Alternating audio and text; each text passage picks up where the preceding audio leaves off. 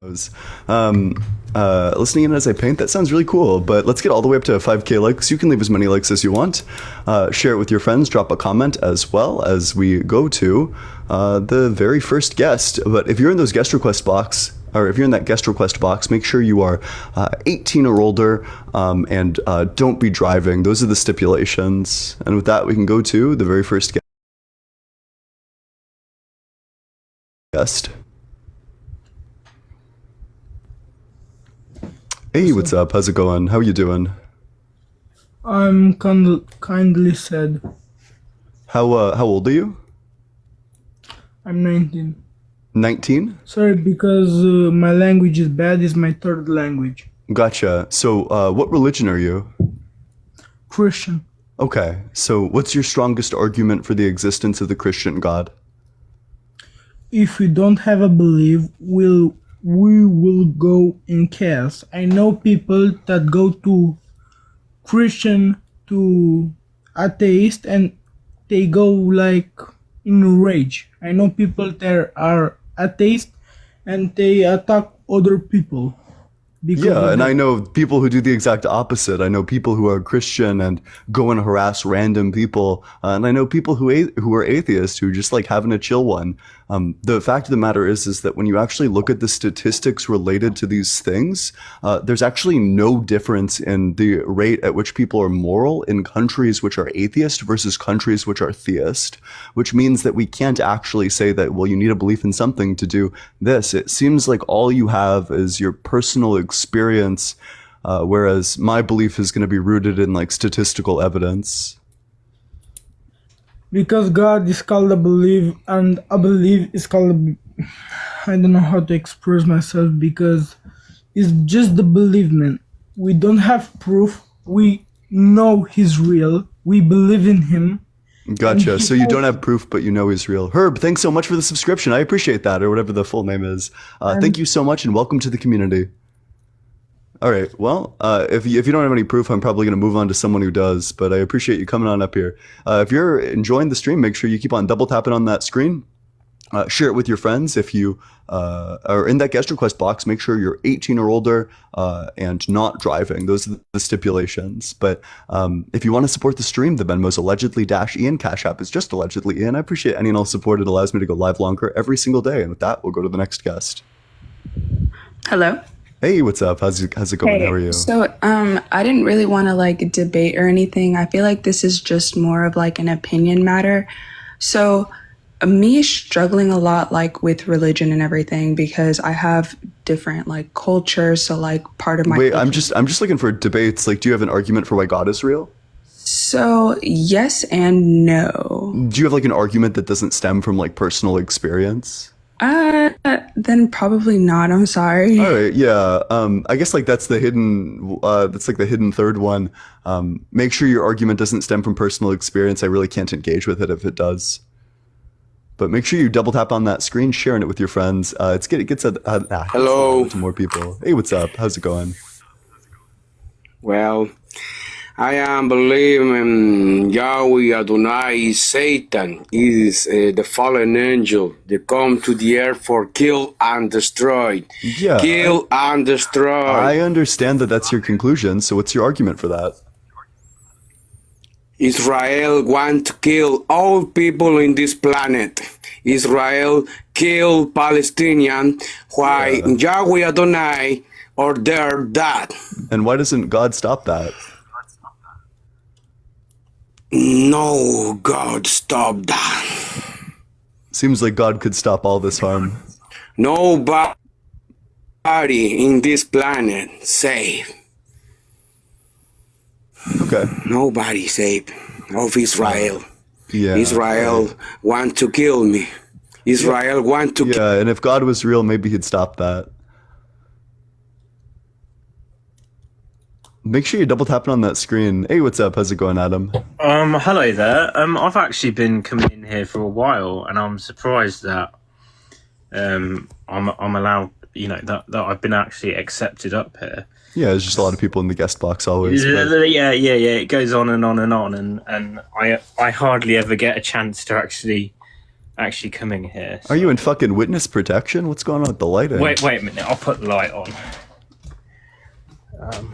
Are you like anonymously sharing like your story of like childhood trauma? Like, okay. So I've got a good argument to make. Yeah. So my argument is we had the Big Bang. Who made the Big Bang? Oh, so the theory that I would defend is just that the Big Bang came as in like a cycle of series of big bounces and big crunches. That the current available evidence shows that dark energy, the thing that's causing the expansion of the universe, is or could be slowing down and getting less powerful, which would mean that the universe is going to collapse back in just as it rapidly expanded into a state very similar to what caused the Big Bang in the first place. So I would just appeal to an infinite recursion of cycles of big bounces and big crunches. But who made that? Who made the material? It's an infinite cycle. Why does it need a creator? Who made God? So, Ian, who made all the material that came together? Wait, so I would ask Bang? who made I'll answer this, however, you answer my question. Who made God? He exists. So Okay, yeah, and so I'm in England, so I'm gonna go by Christianity. He just exists because he's God, so he can will himself just to. He was there from the beginning. Gotcha. So you're saying that God caused himself? You said if I answered. Yeah. So what made? The Yeah. So material? I would just say that the universe like created itself. How? Yeah, how did God create himself? Yeah. How could it just make itself? Yeah, how did yeah, if you think that like something making itself is an absurdity, I would probably agree with you. But you pride yourself on saying that God isn't real. You know, yeah, correct. Something that made the universe and everything isn't real. But what made the universe and everything? Well, yeah, it seems like you have no answer to what made God, so I don't have to really appeal to anything. Like it's the universe just always existed. Well, my answer is God. Wait. My answer is God invented the universe and everything. That's nice, but that's not my answer. I'd say that the universe just always existed and thus didn't need a creator. Did you have an argument that's not just like making funny faces at the camera? No, I'm sorry. I just thought that you'd have an answer, and you don't seem to have an answer. I just want to clarify. I just want to clarify. Your answer to my question is literally that God created himself, that God was caused by the effect, that the effect comes after the cause, or that the cause comes after the effect. Okay, Ian. So I'm actually an atheist, so I'm on your side. But I just thought that would be a great thing to bring up, you know, because I don't know myself. I don't know how we as atheists can say that, you know, we can't give an answer to how the Big Bang was made. Well, wait, so I just said that the universe existed eternally. It didn't have a creator. So everything that is created needs a creator. The universe wasn't created, though. It didn't have a start point. And we know that the universe didn't have a start point because of something in physics called the quantum eternity theorem. Like the insofar as energy exists right now, by the quantum eternity theorem, the universe has existed forever. But we've got no proof of that. We do. This is just like the Schrodinger's equations. So it brings in, it allows people to say that God is real. No, in no way does it do that. Like maybe if you have like 33 IQ points and your like knuckles drag on the ground, it might appear that way. I guess I just don't see how. Well, because the materials came from somewhere. But I mean, God's materials didn't come from somewhere, so I don't know. It's just special pleading. But anyway, I'm looking for debates with like actual. Okay, thank you for your time. Actual theists. I do appreciate you coming on up here, though. If you enjoyed the debates, make sure you're double tapping on that screen, sharing it with your friends, dropping a comment, doing all that other good stuff, getting it in front of more people. If you want to support the stream, the Venmo's allegedly-Ian. The Cash App is just allegedly Ian. I appreciate any and all support. It's always very kind of you. And with that, we'll go to the very next guest. Thank you so much, Charm Chaser, for the rose. I appreciate that. That's very kind of you.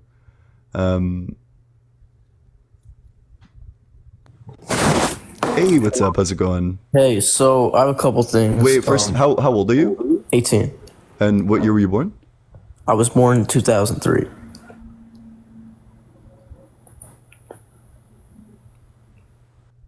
That's cap. Because if you were born in 2003, yeah, no, that's cap. Yeah.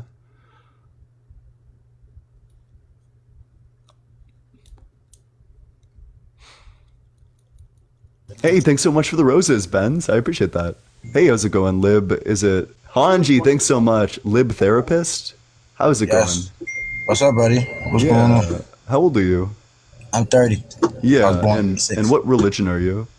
I'm a Christian. Seabar, thanks so much for the heart, mate. What's your strongest argument for the existence of the Christian God? Okay, it's not about the Christian God. It's a God of the universe, right? Sure, yeah.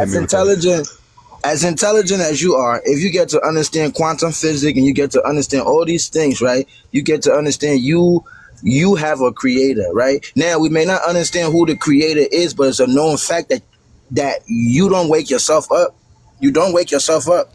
It's a spirit inside of you that you don't even know how it gets to operate, right? It's like you asking the question like, who made a computer? Man made a computer, but can you ask the computer who made you? The computer's not gonna know.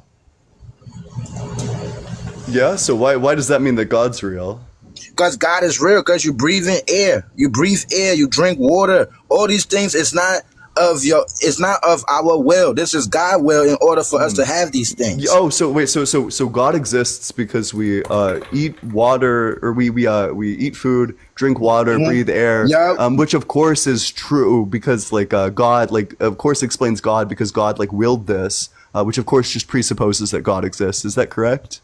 Yes, because Gotcha. look, I thought all the yeah. amazing things you have, right? All the amazing things you have that you cannot explain, right? That's God work, bro.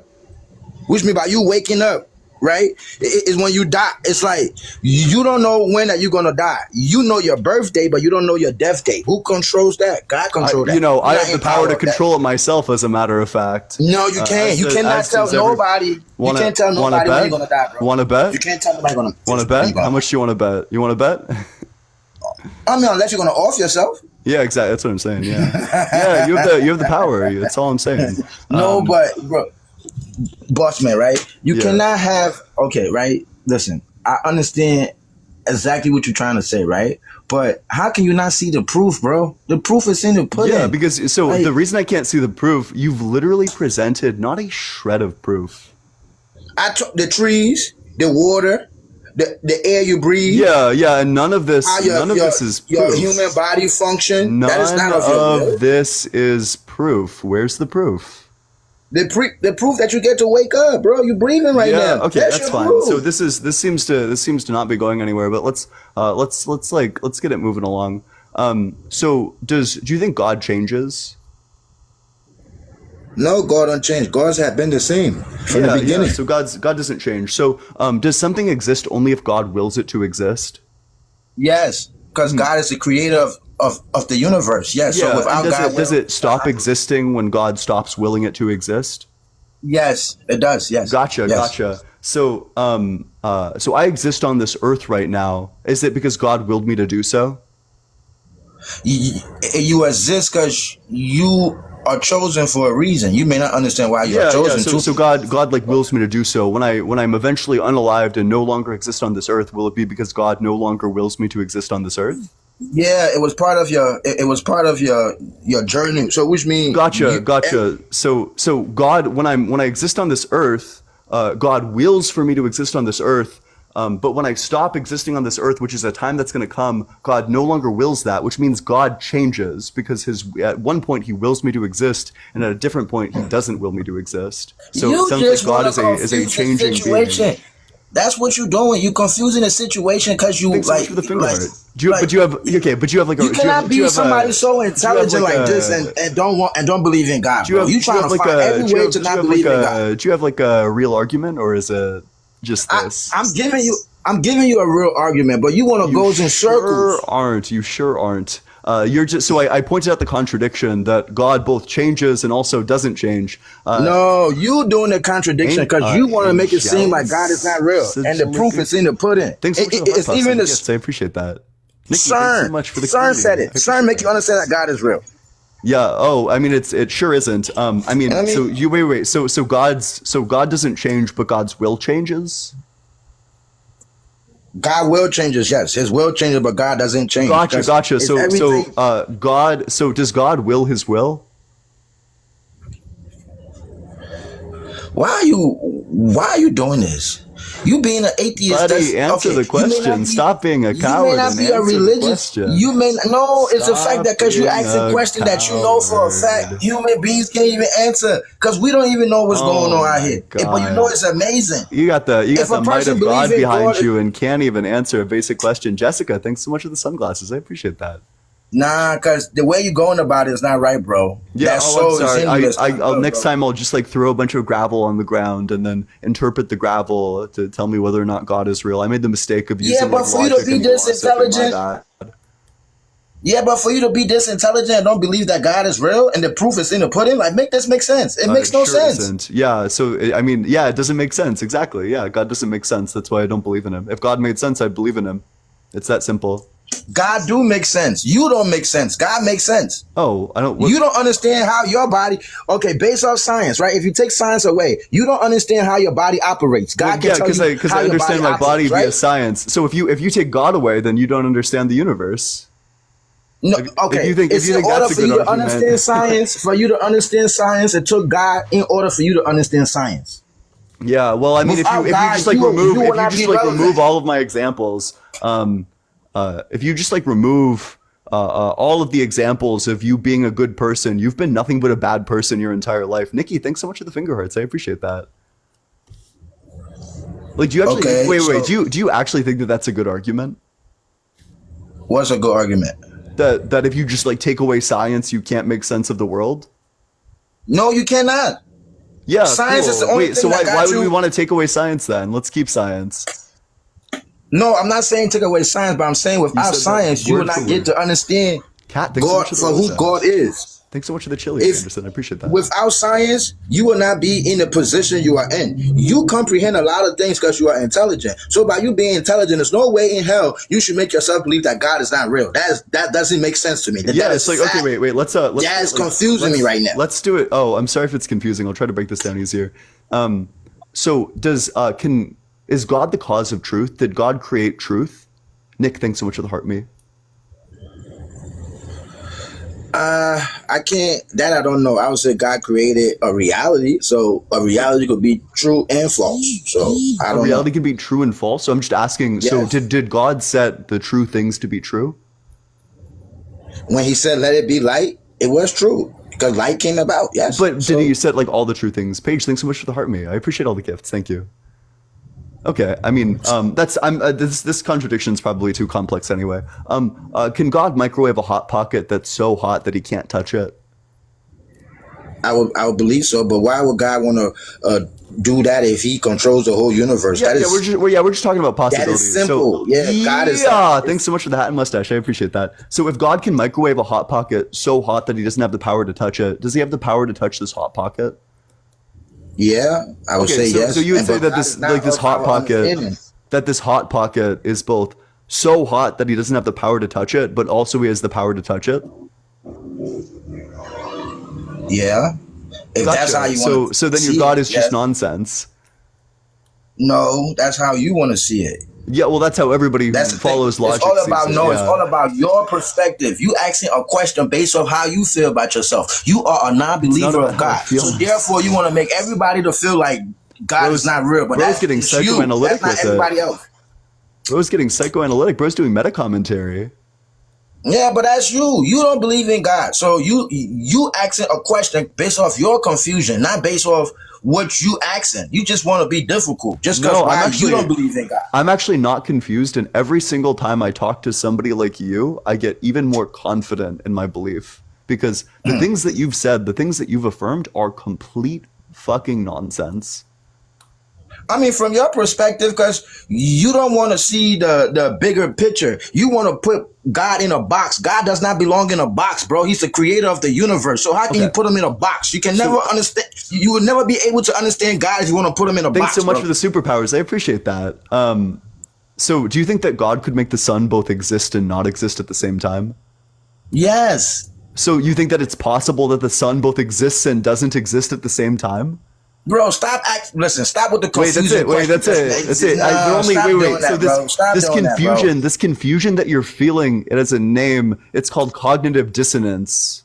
There's a exactly. So for you to understand what you've been led to and what you actually from a believe. psychology perspective, if you got all this, if you are this intelligent and you understand everything for what it is, right? Then why you don't understand that God is real, and you keep bringing up everything else that has nothing to do with God to prove a point because you know God is real. Like, innumerable contradictions. Bro. I think your worldview has been sufficiently reduced to nonsense. I'm probably just going to move on to the next guest. But hey, if you're enjoying the debate, make sure you double tap on that screen, share it with your friends. Let's get all the way up to 50K likes.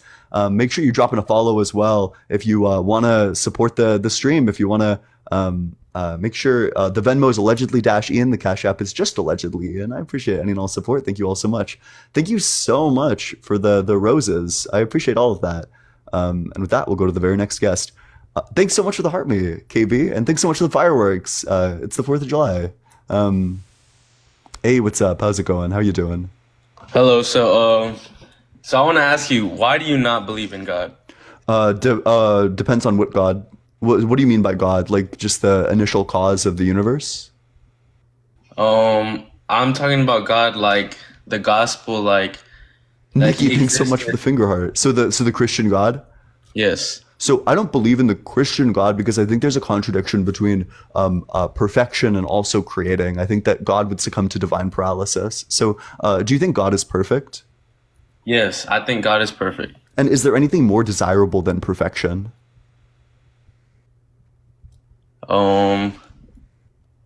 I don't know the answers to that. Okay, so I mean, the Bible defines things defines perfection as being flawless. So if you had to choose, would you desire more the thing that has flaws or the things that have no flaws? The thing that has no flaws. Yeah, cool. So do we live in a perfect world? No, we definitely do not. Okay, gotcha. So when God was alone before God created, was God perfect? Like, was it just God, like, just being perfect? Yes, because God is perfect. So if the world that currently existed was 100% perfect because it was only God and there's nothing desirable than perfection, so he had already reached the perfect state, then how could God ever desire to create an imperfect world like the one we live in? Because he wanted to share the perfection with other people. So he created this world so that he created it to be perfect, but he gave us the will so that we had the will to make our own decisions. So gotcha. So God created the world to be perfect, but then the world is imperfect, so God failed at creating a perfect world. Because he gave us the will to make our own decisions. Gotcha. So if God failed at something, I'd say he's probably not perfect or all-powerful. He is perfect and all-powerful. He gave us the will. He didn't give us... Can a perfect being fail at a task? No. Okay, so if God is perfect, then God cannot fail. God did fail, so God cannot be perfect. Then that means God's plan wasn't to make the world perfect. Well, I don't believe in God's plan. Oh, so it wasn't. God's plan wasn't. So why would a perfect being desire to create an imperfect world? The scripture doesn't say why he created the world or why he created man or anything, but I'm sure that whatever his plan was, that it was the right plan. Okay. I think that this answer is like pretty unsatisfying because it's just like, well, you just gotta have faith, bro. That's not a very satisfying answer, but we can go to the problem of evil as like a second reason why I don't believe in God. I'm not sure how the existence of an all good, all powerful, all knowing God is possibly compatible with the existence of like gratuitous suffering, both natural like earthquakes, but also human like people like unaliving babies. Yeah, so you're thinking like scientifically and stuff, right? Not really. I mean, I'm thinking like philosophically. I just observe that earthquakes exist, and I think that they're bad. Well, Thanks so much for the heart me. I appreciate that.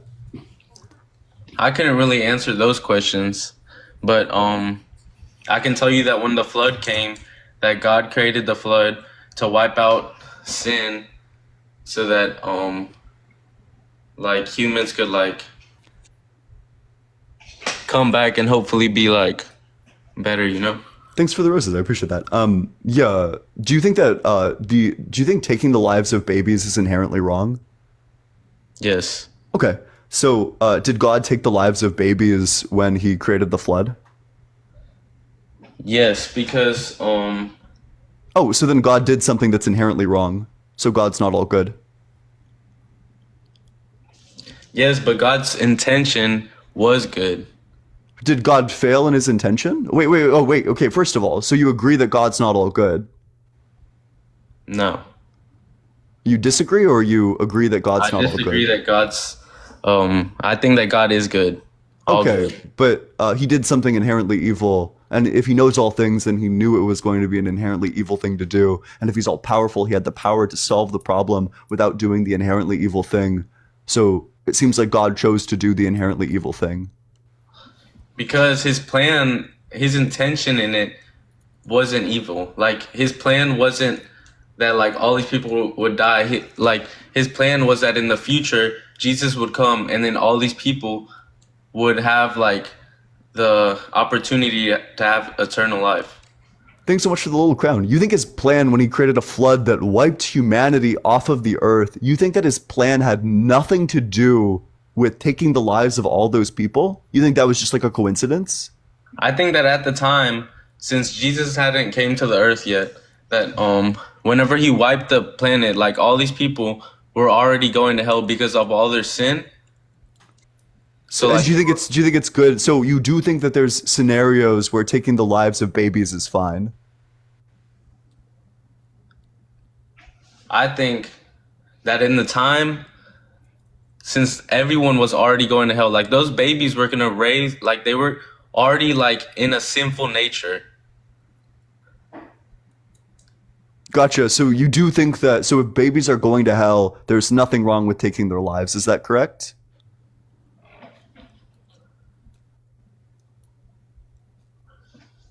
I think that since in the future, everyone else is gonna have the opportunity to have eternal life. I think so, yes. Oh, so you think that it's totally fine to take the lives of babies if you know that they're going to go to hell? I think today, if I wouldn't take a baby's life, but like, I think today that that it would be wrong to take a baby's life, but like today, like I think that it was in like the timing, and I think it was like God's plan. So God knows like the future and the past and what's gonna happen. So I think that like in the timing that it was okay. So if I just went to like the, thanks so much for the little crown. So if I just went to like the newborn ward and started like, you know, stomping on babies, you're saying that I'm only morally responsible, that I only did a bad thing on the ones who would have grown up and gone to heaven? That the ones who would have grown up and gone to hell, that I didn't do anything bad when I did that?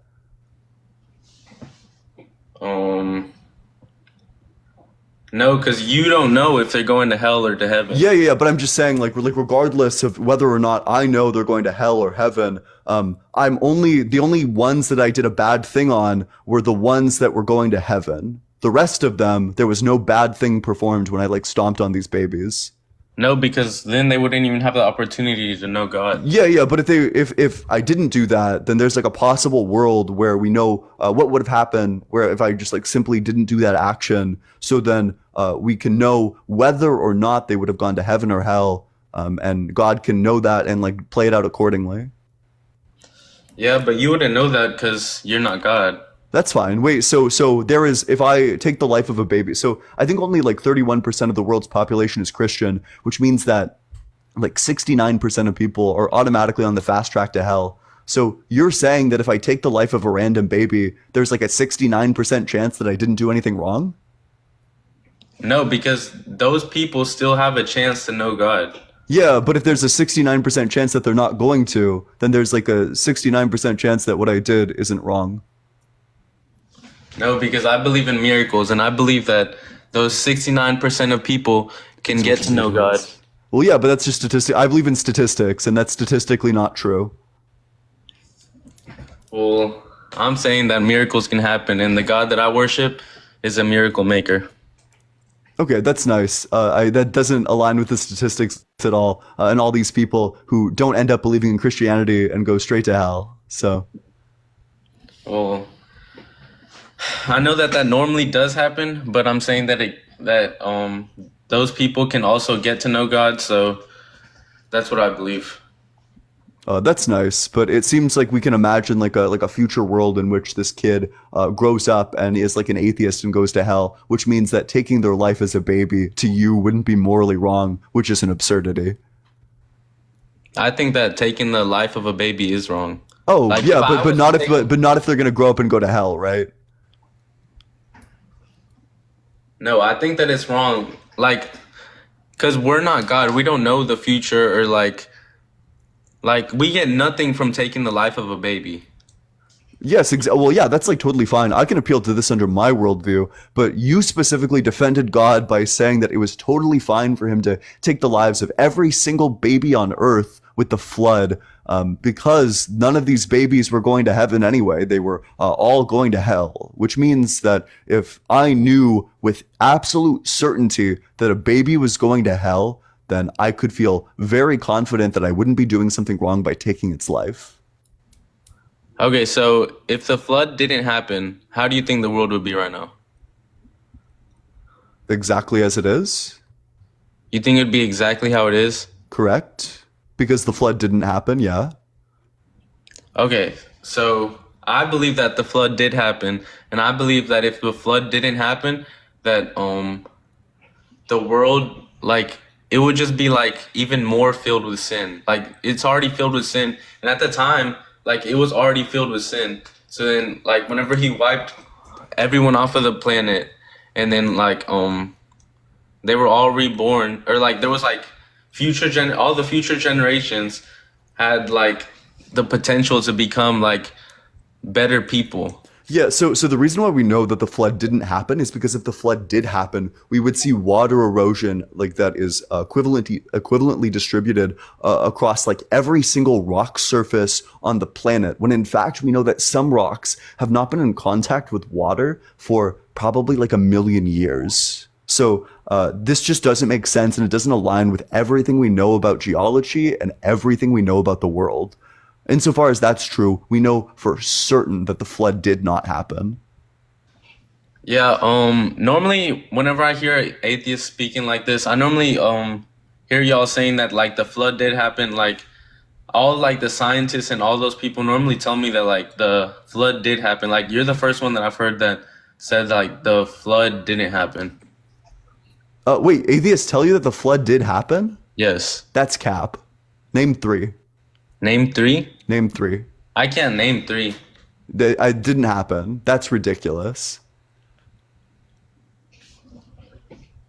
Well, like I haven't talked to like 3 atheists. Thanks so that much have for the told me cap. that. I agree. Like all the videos like online and like the things that you see in like articles and like online, like all of them say that like the flood did happen. Link 3, or actually just link 1 that isn't from like a Christian source.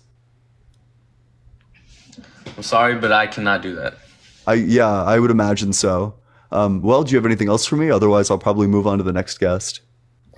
I just want to say thank you for having me on here. Yeah. I pray that one day you get to know God and God loves you, and I hope that you see that one day.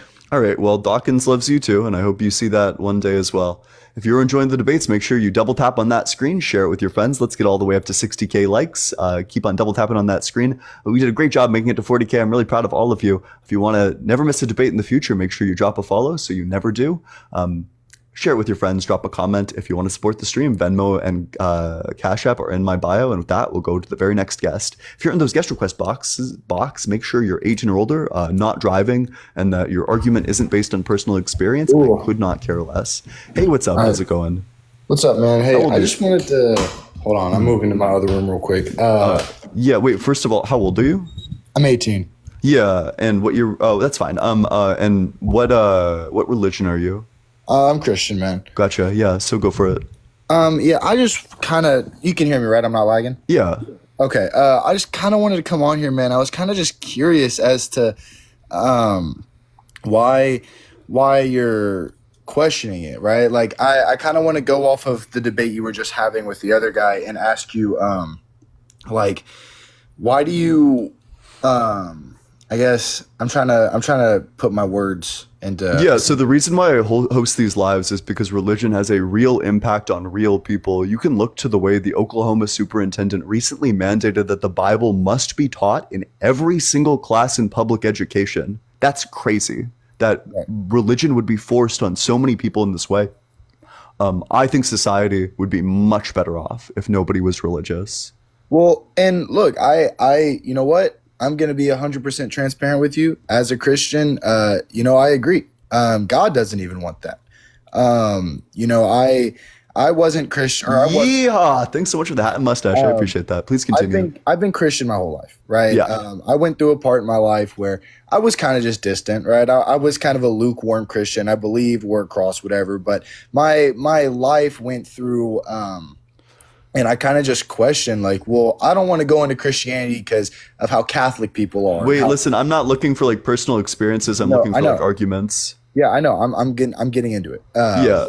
So I get it, but God doesn't like religion, and it doesn't take you to be woke to see that, right? God doesn't like religion. He doesn't like you doing everything right for God. He doesn't like you doing everything right to fit into Christianity. He wants you to do right because he wants you to do right. No, so if God exists and it's the God of the Bible, I actually don't think that there's anything wrong with teaching the Bible in every single school because every single person should get salvation if God actually exists. My biggest objection with this entire thing is that God doesn't exist, so teaching the Bible is crazy. I mean, I can see why it's hard to have faith, right? I mean, it's not an easy thing to have, but yeah, I mean, it's like hard to have cognitive dissonance. Yeah. My issue is I also hear you talk about, because your lives pop up on my feed all the time, and I watch them for a little bit, and I respect your grind. But I question every time I hear you talk about why the world's so evil if God is so perfect, and I actually have an issue with that because it's pretty clear if you're listening and if you're watching stuff, it's pretty clear why the world is evil, and it's because God didn't make it to be like, he made the world to be perfect. He makes humans to be perfect. He made you to be perfect. He made me to be perfect. He made everyone to be perfect. Did he make Adolf Hitler to be perfect? He 100% made Hitler to be perfect. So was Hitler perfect? Hitler was not perfect. Thanks so much for the heart me. So then God failed at making Hitler perfect. God didn't fail at anything. So he made Hitler perfect, but Hitler wasn't perfect? He made Hitler God perfect. failed at making Hitler perfect. God did not fail at making Hitler perfect because he went into a world that includes bad people, the devil, Lucifer, Satan, all these different names that you know of him. He went into his world. After Lucifer was kicked out of heaven, he came down to earth and made the world like this. And that's exactly where we're at right now. Let me ask you this, okay? Wait, this isn't like an account. So he made everyone perfect and then like the world went to shit. Like why would this explain evil? Like why doesn't God like intervene and stop it? Because, and I'm going to get to that. Let me ask you, do you think you're a good person? I try to be. I don't know. Okay, I don't really have an so you opinion. try to be a good person. And that's fair. We all try. Now, with your parents, would you say you want your parents to trust you? I could care less. I live on my own. Okay. Do you, well, not to be rude, do you have parents? Yeah. Okay, so you would want your parents to trust you, and you want to have a good relationship. No, I like I said, I could care less. Like, I don't know. It doesn't really. So you don't want your parents to. I like it doesn't really matter. Like if my parents don't trust me, like it's fine. I'm an adult now. You don't want to have a good relationship with them. Well, I want like a good relationship with them, but if they don't trust me, like that's their like I don't know. I don't Okay, really so care. when you were a teenager, right? Your parents, they obviously were strict on you. They would tell you stuff, and they would expect you to listen, correct? They would expect you to listen to what they're saying and follow the rules because they obviously were not as naive as you as a teenager. As teenagers are, we don't know everything about the world. And they would tell you, look, that's not smart to do, whatever, don't do it. But it's up to you if you want to listen to them. Gotcha. So okay, so you're given the free will defense. Do we have free will in heaven? Heaven's perfect. I don't know what heaven's like at all, man. I couldn't tell you. You have no idea? I mean, I could Okay. only go off of what the scripture says, but I've never been there. All right. Did God create us with our like personalities and desires? I mean, that's a great question. I would say God sets you up with a plan for your life. Gotcha. So now you and I, no matter how hard we tried, we could never bring ourselves to like hit a child because we know that would be like super immoral, extremely fucked up. So we can't like hurt children, yet we still have free will. So God is capable of making people who have free will, but also can't do like gratuitously evil things like hurt children. So if God's capable of doing this, then why didn't he just do this for everybody? It's not God that's making people hit children. So wait, so what caused people to hit children? The devil. Oh, and what caused the devil? Him being the devil. I don't know what. Wait, so like what caused the existence of the devil? It's God giving him free will. Okay, wait, so did God know that that the devil was gonna like go forth and do this? I wouldn't say he knew. I wouldn't say he. So there's something that's the case that God didn't know, so then God is not all knowing. God is. Do you know what all knowing means? Yeah, it means you know all true propositions, yeah. And God might know all things, and that's exactly why we are where we are right now. God puts you right in front of you. No. But this account doesn't work because you said God did not know that the devil was going to tempt people into like abusing children. I didn't say he. Okay, and if I did say that, I wasn't trying to say it. What I'm trying to say is God wasn't planning that. He might have known it was going to happen. He might have known the devil was going to do that because the devil had free will from God. But God wasn't hoping, hey, I'm going to give you free will. Please depart from me and be selfish. So could God have given the devil free will and also made him such that he doesn't tempt people to abuse children? Is that something that God has the power to do? I mean, he could, but that completely goes against free will. No, it doesn't, because you would still have free will and you just wouldn't encourage people or like tempt people into like abusing children. So we could still preserve the devil's free will while also getting rid of all of the child abuse in the world. Wouldn't that be cool? I mean, it would, but that completely goes against free will at the end of the day. In what way? What's the contradiction? In free will, you're giving somebody the opportunity to do whatever they want. Do I have the opportunity to fly? No, that's not possible. Oh, so then I don't have free will?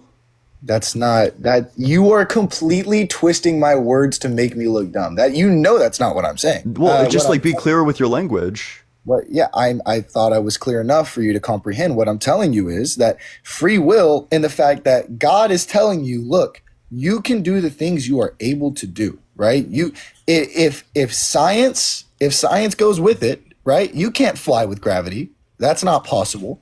So you're not going to sit here and fly, okay? That's not because you don't have free will. That makes no sense at all. Your concept of that is absolutely flawed. Just because God doesn't give you the opportunity to fly because it's not possible, that doesn't mean that you don't have free will at all. Gotcha. So But you do think that God could have made the devil such that he wouldn't tempt people to like abuse their children, that he had the perfect opportunity to do that. So the devil has free will. Again, I say this, I repeat this again, the devil has free will, but couldn't abuse children. So if the devil still has free will, but just no desire to abuse children or to like lure people into abusing children, why would God pick a devil? Why would God like choose to create a devil who lures people into abusing children? Why would God do that? Well, you know that he wasn't made as the devil at first, right? So, but God knew that he was going to turn into the devil, so it's irrelevant. Also, God exists outside of time, which means that all moments in time, God knew that he was going to be the devil from the very moment he was created. Sure. That he was the devil from the very moment he was created. Okay, sure. He wasn't the devil at first, and he turned into that. Even if God knew it, even if God knew that was going to happen, he still did not create him to be that way. Do you think God exists outside of time? I don't even know what that means. That question just doesn't even, like, I'm not thinking about that. Okay, so you think that God, okay, that's fine. If you don't think that God exists outside of time, that opens up like an entire other can of worms for you. That's fine. Sure. So he knew that Satan was going to turn out to be the devil and do all this gratuitous evil. God could have prevented it, and then he didn't. Why not? Because he wanted him to have free will. You're not like, okay, wait. So let's do like a hypothetical. So let's say that I'm an all good next door neighbor, and I hear outside in the alleyway somebody scream, and they're being like brutally unalived. Okay. Would I still be an all good next door neighbor if I just like closed my window and ignored it? Well, that's what a lot of people do nowadays. But would you be an all good next door neighbor if you did that? I don't think that would make you bad. Now, I would definitely be like, why didn't you do something about that? Would you be all good? Would you be a perfectly good being if you just closed your window? This is a very easy question. It's not. It's your train of thought that makes it easy for you. I would say no, but I don't. I wouldn't blame somebody for not getting into something. That's fine. Those people just aren't all good. I mean, you can like just, I think at the bare minimum, to be a person who isn't evil, you need to at least like call the police or do something like that. The problem is, if you got into it, aren't you restricting somebody's free will? Aren't you restricting the free will of the person who's like brutally unaliving the other person? I wouldn't say that you're restricting their free will. But you're stopping them from taking an action.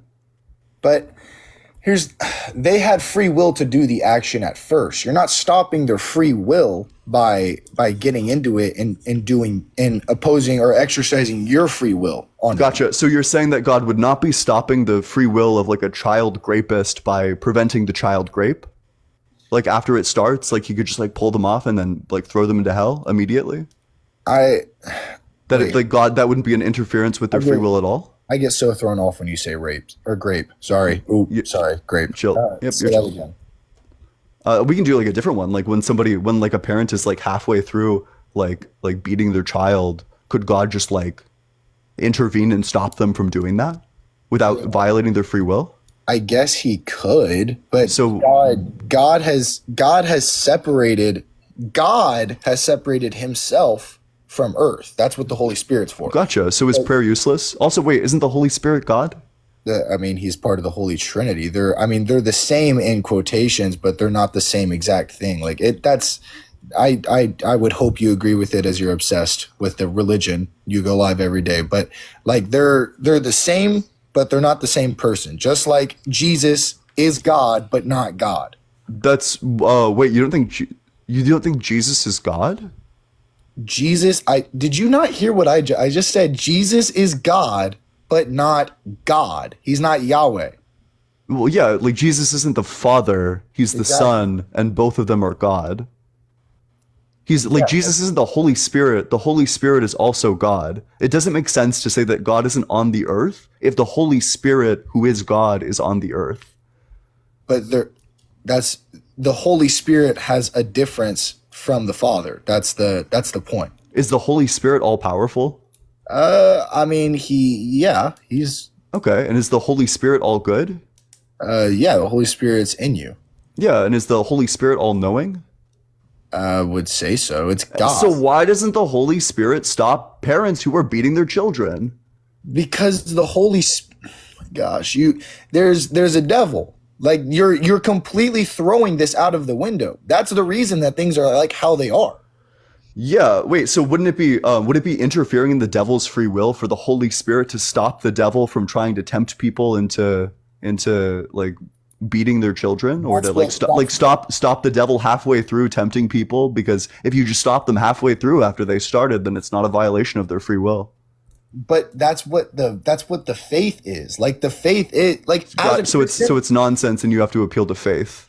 As a Christian, okay, as a Christian myself, I would never do that because I believe that it is morally wrong, and it is wrong in God's eyes. It's wrong in my eyes, especially, and it is wrong in society's eyes, right? But more importantly, like I said, it is wrong in God's eyes and my eyes. I would never do that. I would never even feel like drawn to do that. I try to stay away from that stuff. But that doesn't mean that the devil isn't strong in some people that don't even have God in their life. Like if you don't have God in this is like a huge pivot. Do you even remember what question I asked you? I do remember, but you use big words just to make things like. Yeah, wait, so can you like summarize the question that I asked you? You were asking me if God wanted to step in to stop grape, would that be going against their free will? No, if God wanted to, that's not the question. The question was, if God wanted to step in and stop the devil halfway through tempting somebody to like beat their children, would it be a violation of the devil's free will? Yeah. Oh, so if I wanted to step in and stop somebody from like brutally unaliving a different person halfway through them doing that, is that a violation of their free will? I guess I would say so. Okay, cool. So you think that you think violating people's free will is wrong. So you think it's wrong for me to stop the grisly unaliving of somebody else? I'm not saying it's wrong. So if it's not wrong to stop, like to interfere with somebody's free will, then why doesn't God just like stop child rapists at all entirely? You just pivoted from your point because I didn't. We're still on the problem of evil. You just admitted like a worse position. We're on the problem. You just completely changed your word though. The issue is what you said is wait. So what am I pivoting from to what? You asked me, is it violating their free will? You asked me that question. It would be violating their free will doing something about it, correct? Now, would it be wrong to do it? No, it wouldn't be wrong, but you're still violating their free will. Okay, that's fine. So if it's not wrong, then why doesn't God do it? If it's not, because he's trying to let them exercise their free will. So God doesn't do the most good thing in every scenario? It's not about doing the most good thing here. God is trying to trust. Is God like a perfectly good being? Is he perfectly moral? So you think a perfectly a perfectly moral being could do the less than optimal good thing? But he's trying to trust you. He's trying to trust that you. That's a yes or no question. So you think that an all good being could do an action which is not all good? But there's no yes or no answer to that question. It's a yes or no question, so there is a yes or no answer, unfortunately. The answer to that question, although God is all good, tries to trust you. So God is trying to trust you to make sure you do the right thing. That's what this relationship is. This isn't a I'm going to make you do good because you follow me. That's not what is trust to an all-knowing being? That just sounds like nonsense to me. Dude, you're not listening. I'm telling you. So wait. So what's define trust for me? It's trusting some faith. I don't know what words to use there. Let's look up a definition. I'm certain that trust is going to be a concept that doesn't matter for a being who is omniscient. Okay. Look, my point is. So wait. Let's not. Trust is firm belief in the reliability, truth, ability, or of strength, or something, or someone. So God does not have a belief that they're going to do the right thing if he knows that they're not going to do the right thing. Otherwise, he would have a false belief. Wait, read the definition. So firm belief in the reliability, truth, or for the reliability, truth, ability, or strength of someone or something. So God doesn't have trust in people who aren't going to do the right thing. Otherwise, he would have a belief which is wrong.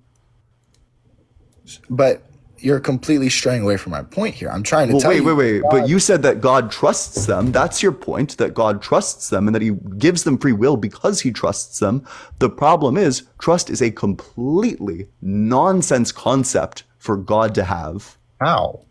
Because he doesn't trust people who aren't going to do the thing. Trust requires a belief. If God trusts that somebody who isn't going to unalive people, and then that person goes and unalives people, then God would have believed that they weren't going to unalive people because that's entailed by trust. So he would have a false belief, which means God would be wrong about something, which means God is not all-knowing. God is, look, like I said, Jessica, thanks so much for the $6.66 on Venmo. Huge W, Jessica, and huge W666. Hail Satan. If anybody else wants to support the stream, the Venmo is allegedly -Ian. Cash App is just allegedly Ian. I appreciate that. Jessica, thank you so much. Did you really just say hail? That's crazy. I'll say it again. Yeah, hail Satan. Okay, man. But on another note, what I'm saying is, although God is all real, which he is, I fully believe in that, and it's not against you if you don't. I'm not going to shun you. But Yeah, pivot. I believe that God is all real, and God trusts that I will do my good on this world, not because I'm doing it for God, not because I want to make it to heaven, not because I want to be better than everybody else, but because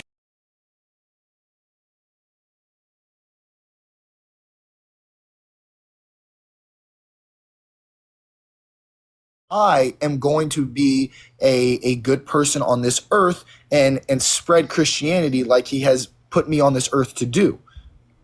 Now, Does God trust that a serial unaliver is going to be a good person as well? God doesn't know them. But does God trust them? Also, God does know them if he's all-knowing.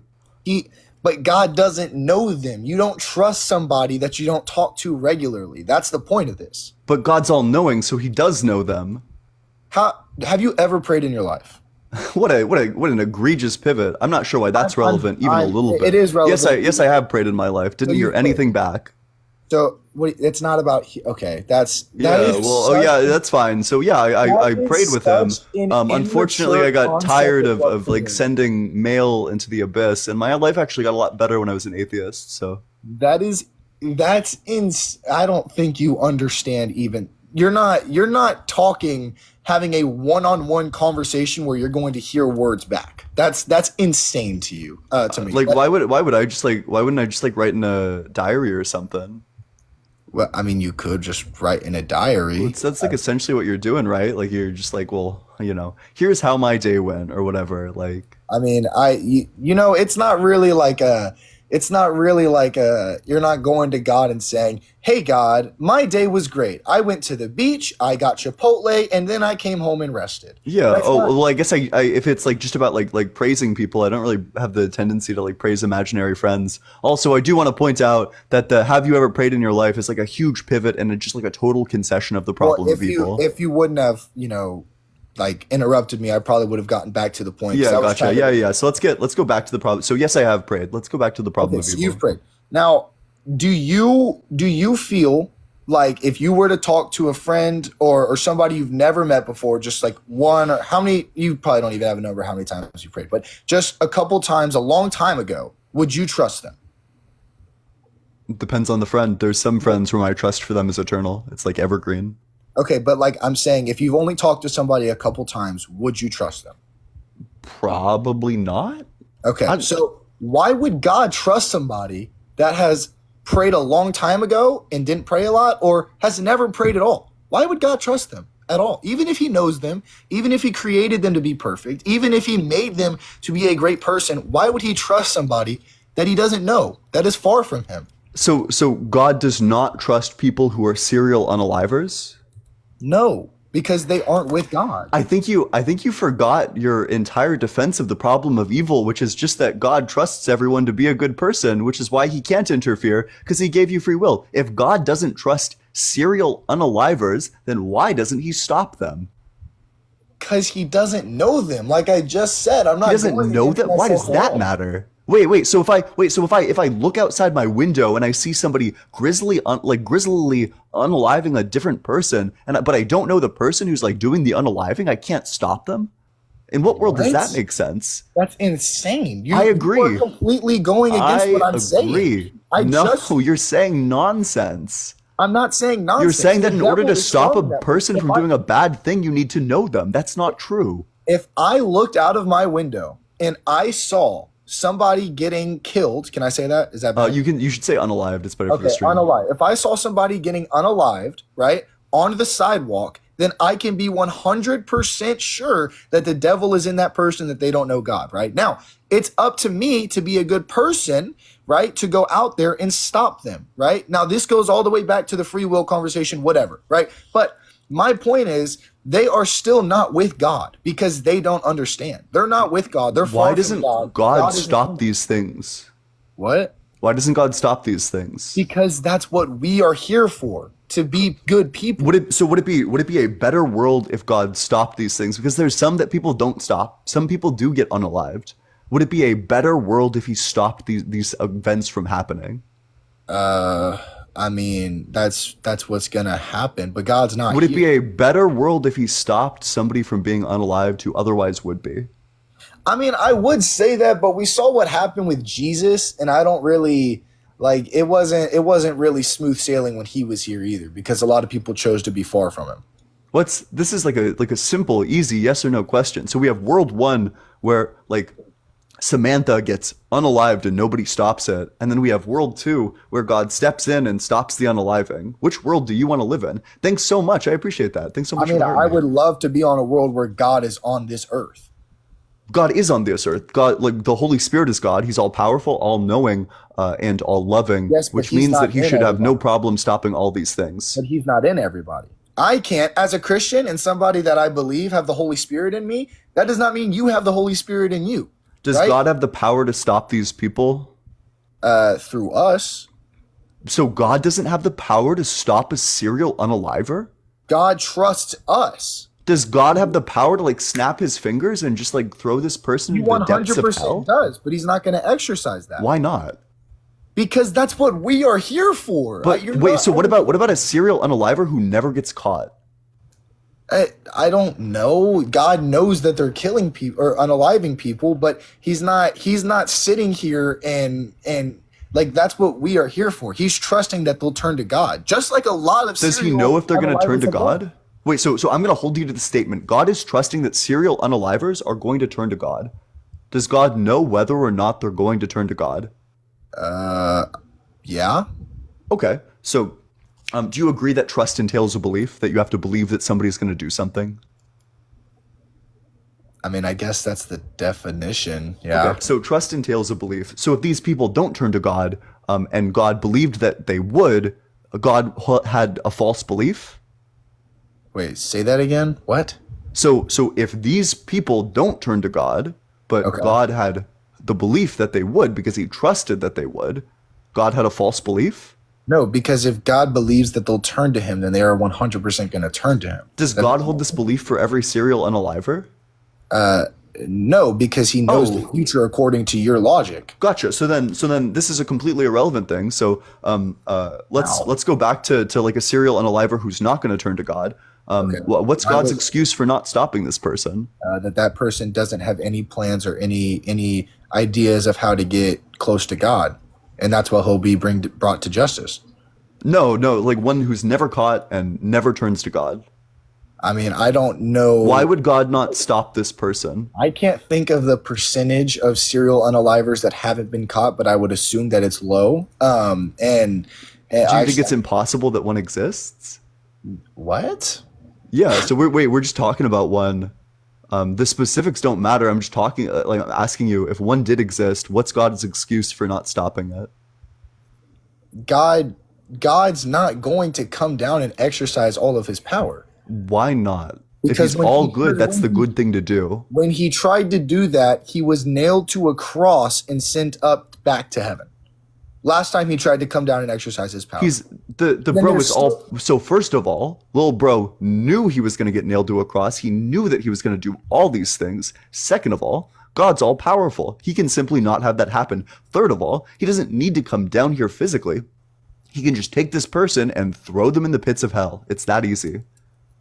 But no, what you're not understanding is even if he has the power, even if he can do all this, even if God knows everything that's going to happen, that doesn't mean that he's not going to that he's going to use all of his power. That doesn't mean that he's not going to send Jesus down here. And that's would the world be more good if he did use his power to like throw this serial killer in hell immediately, who was never going to be caught and also is never going to turn to God?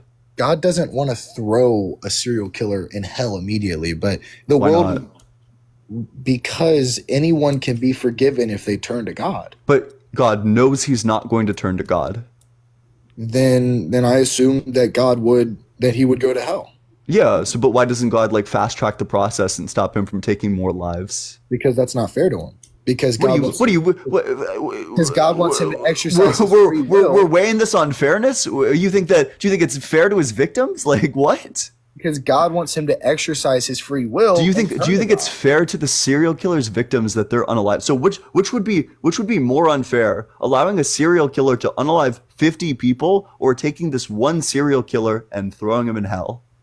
No, I'm not saying that it would be fair that a serial killer kills people. It's not fair to anybody at all. Cool. So it seems like if God wants to maximize fairness, the way he would do that is by throwing this person directly into hell, unaliving him. God's not mad at the person. He's mad at the devil. He doesn't need to be mad at the person. He's mad at the devil that's inside of him. He doesn't need to be mad at the person. He can just be pragmatic about it. But that's such a earthly way to think about it. Like that's the So then God just doesn't make sense. If I can't understand God through earthly mechanisms, then I just can't understand God. It's as simple as that. That is such a secular way of thinking, though. You're not understanding. Like you are simply trying to sit here and understand Jesus Christ. That makes no sense at all. Like it's not bad that you don't understand it.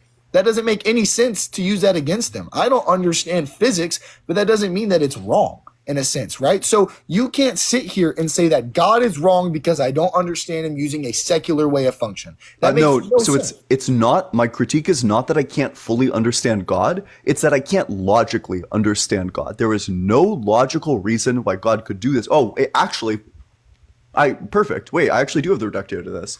So you think that all bad things happen for a purpose and God knows it? Yeah. Okay. So you think that there is a justification for every evil thing that happens in this world? I mean, I would say so. So you think that there's a justification for like child rape? I mean, I'm not saying it's good, but I would say there's a justification. So if Jeffrey Epstein knew the justification, Jeffrey Epstein would be justified in raping children. I'm not saying that it's right. Like wait, but you're saying that Jeffrey Epstein would be justified if he simply knew the justification. That Jeffrey Epstein could be confident that what he's doing is for the greater good. In fact, I can go out and do any evil act under this logic and know for certain that it's all for the greater good. That's insane. You completely that is your logic. I know it's insane. That's not my logic at all. You completely twisted my words. My point is, what I'm saying right now is that Jeffrey Epstein isn't doing good because he thinks it's good. God has a justification for it. And Jeffrey Epstein, last time I checked, is not God. So yeah, but so if Jeffrey Epstein knew the justification, why would he know the justification? He's not God. He's not talking about it's a hypothetical. Come on, just engage with the hypothetical. But the hypothetical makes no sense. Hypothetically, if Jeffrey Epstein knew the justification for why God allowed child rape, then Jeffrey Epstein would be justified in doing child rape. But how is this hypothetical anywhere near what would actually happen? That makes no sense. It leads to an absurd conclusion. You're right. Yes.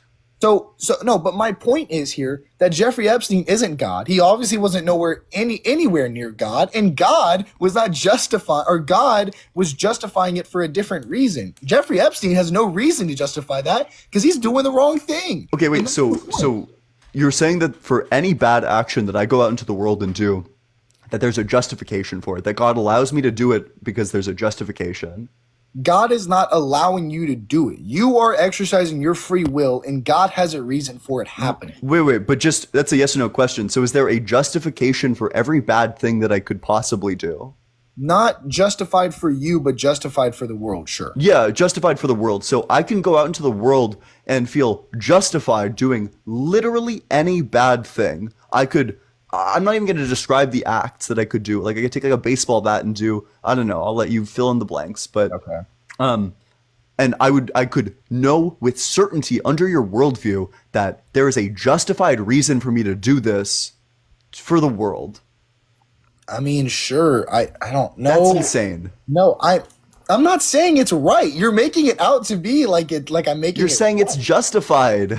It's just not justified doesn't mean it has to be good. That like if we need to change the word, then we can change just because something's justified, just because there's a reason for it to happen, does not mean that it's the right thing. That makes no sense. So if it's justified, then that means that this is going to bring out the greater good.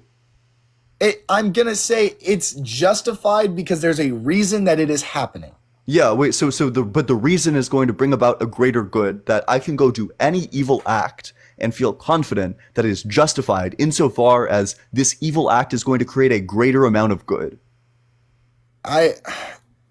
Otherwise, because if it wouldn't do that, then God would have no excuse for not stopping it. But God, hold on. I'm letting what you said like sink in. Justification for something does not, like, I'm not saying God is letting stuff happen because there is going to be a greater outcome, right? God, it might not even, the outcome might not even affect you, right? You doing something to somebody could bring the other person that you affect closer to God. And that is the greater good outcome in that, right? Now, that might be hard to understand for some people, but that's exactly what's happening here, right? And that's the good outcome. God doesn't want something bad to happen to somebody, right? But if a kid, can I say the cancer? Yeah. Okay. Yeah, like he's unalived by cancer, yeah. Okay, if somebody were to get cancer, right? Which God forbid that ever happens to somebody, right? I appreciate the confetti. Thanks so much. I don't want please anybody. continue. I don't want anybody to ever get cancer. I've had people around me die from cancer. It I'm is sorry to an hear awful thing. But the thing is, God is. There's a justification for them getting cancer, right? And that sucks, and it's hard, and that sounds awful for me to even say because it sounds. It sure does, yeah. God has a reason for everything, right? And that sucks. And sometimes if someone gets cancer, it might just be their time. Right? So if God are God's reasons good? God's reasons are always good. So you're saying that there's a good reason that kids get cancer? It might have just been their time. They're children. It might have just been their time. They might have had worse things coming for them in their life. And God could have stopped those worst things. So was there any way that God could have achieved this outcome, prevented them from going through all these like bad things without literally taking their lives? I think that like dying from cancer is a pretty bad thing. It's awful. I agree, but I think we're underestimating how strong the devil is and what extents he'll go to. But God knows what extents he'll go to, and he can just stop them. Yes, but that's the issue, that God doesn't exercise his power on this earth. Yeah. So, and then God is responsible. This is like saying like, well, the all good upstairs neighbor just doesn't call the police when there's an event like this going on. Like they just don't get involved. Sorry, if you have the power to do something and you don't do it, if you have the power to stop evil, but you do not stop evil, you are not all good. Nicole, thanks so much for the $6.66 on Venmo. Huge W, Nicole, in the comment section. Huge W666. Hail Satan. If you want to support the stream, the Venmo is allegedly -Ian. The Cash App is just allegedly Ian. Thank you all so much for the support. I appreciate it. Thanks so much for the hand heart as well. I don't understand why Hail Satan keeps coming out of your mouth. Dude, do you believe it? No, I don't. I think it's funny to say though. Why is Hail Satan even like, I don't, because it makes Christians just so mad. I mean, it doesn't make me mad. I just get concerned for you, man. Like, it's just like, you don't know me. Don't get concerned for me. I mean, dude, I hope you have a great life, and I don't want Satan to affect you in the way that he actually would. Satan's an awful person. You know what I mean? I don't want to ever see that happen to you because you look like you have a good life from these lives and all that stuff, man. And I really do wish the best for you. So I don't like it. It just concerns me. Even if you don't say praise God, like Hail Satan is like an awful thing to say. Like it's terrible. Well, I mean, it seems like you are upset by me saying "Hail Satan." I mean, typically when a guest is unbothered by me saying "Hail Satan," like they don't mention it. But let's get a "Hail Satan" going in the comment section. I'm not. I mean, I'm not. Like I just said, man. I'm not. I'm not mad. I'm just concerned, man. Like that's a sad thing. Like that's a scary thing, man. Okay, It really well, there's is. like I don't believe in Satan, so Even if you don't believe, I'm sure. I'm sure a lot of people don't believe in Satan. You know what I mean? But that doesn't mean he doesn't affect them. Satan's the reason that people don't believe in Satan and God because he's there and he's prominent in their lives. It's the exact reason we see all the things happen, the bad things that happen around the world. That's Satan, dude. That is Satan right there. yeah, I simply do not believe in that for all the problems that are like readily apparent. But do you have anything else for me? Otherwise, I'll probably just move on to the next guest. No, I don't. I appreciate you getting me on here, man. Yeah, I appreciate you coming on up. Yeah. If you're enjoying the stream, make sure you're double tapping on that screen. Let's get all the way up to 150K. I'm sure we can do it. Just make sure you keep on leaving likes, share it with your friends, drop a follow as well. If you want to support the stream, the Venmo is allegedly -Ian. The Cash App is just allegedly Ian. I appreciate any and all support. Thank you all so much. And if you want to join the community, we have bingo cards there. You can play bingo with all the cool people in the Discord server. You can play like Christianity bingo. It's a lot of fun. Truly sorry. I'm probably only looking for debates today. Probably not looking for a co-host. I appreciate you deeply though. And with that, we'll go to the very next guest. Oh, fuck. Sorry. Okay. Yeah, sorry. I was just saying I'm probably not looking for a co-host and then I accidentally stopped Okay, it. no, you're good. I appreciate you. Hail Satan, though. Yeah, Hail Satan. And if anybody isn't following Truly, everyone definitely should be. It's great. Nathan, thanks so much for the $6.66 on Cash App. Huge W, Nathan, in the comment section. W666. Hail Satan. I really appreciate that, Nathan. Princess Slayer, thanks so much for the heart me. All right, I'll see you later, Bye, Truly. dear. Yep, bye-bye. Hey, what's up, Lee? How's it going? Thanks so much for the heart me. Lee, are you there? Oh, I accept your surrender, Lee. But make sure you keep on double tapping on that screen. Hey, what's up? How's it going? Good. What's up, man? Doing well. How old are you? I'm 26. And what religion are you? I'm Christianity. Okay, so what's your strongest argument for the existence of a God that does not involve like your own personal experiences? I think that the strongest case is like when it comes down to cause and effect, and we can get back. But I also have a problem with your title because just like it's impossible to prove God is real, it's also impossible to prove God isn't real. So my when I say God isn't real, the claim that I'm making is that it's more likely than not that God does not exist than that God does exist. And why is that? Because naturalism is true. It's more likely that naturalism is true than supernaturalism is true. Naturalism entails atheism, whereas supernaturalism is required for theism to be true. So let me put it this way. So if I can explain everything just in natural terms, if I can explain every aspect of the natural world in natural terms without having to appeal to like magic or gremlins or supernatural entities, then it's just going to be preferable to appeal to everything that's like natural than it is to appeal to things that are like supernatural. Like I don't know why I would ever add an imaginary friend who's like a wizard and can do magic to my worldview when I can simply not do that. Deborah, thanks so much for the roses. I appreciate that. So how did the world come to be then? The world or like the universe? The universe. So the universe stretches back infinitely through cycles of big bounces and big crunches, as is indicated by the fact that the amount of dark energy in the universe is decreasing, which means that in some billion years, the universe is going to stop expanding and then start contracting back into the initial state, where it will go through another big expansion once again. So you believe that the universe is everlasting?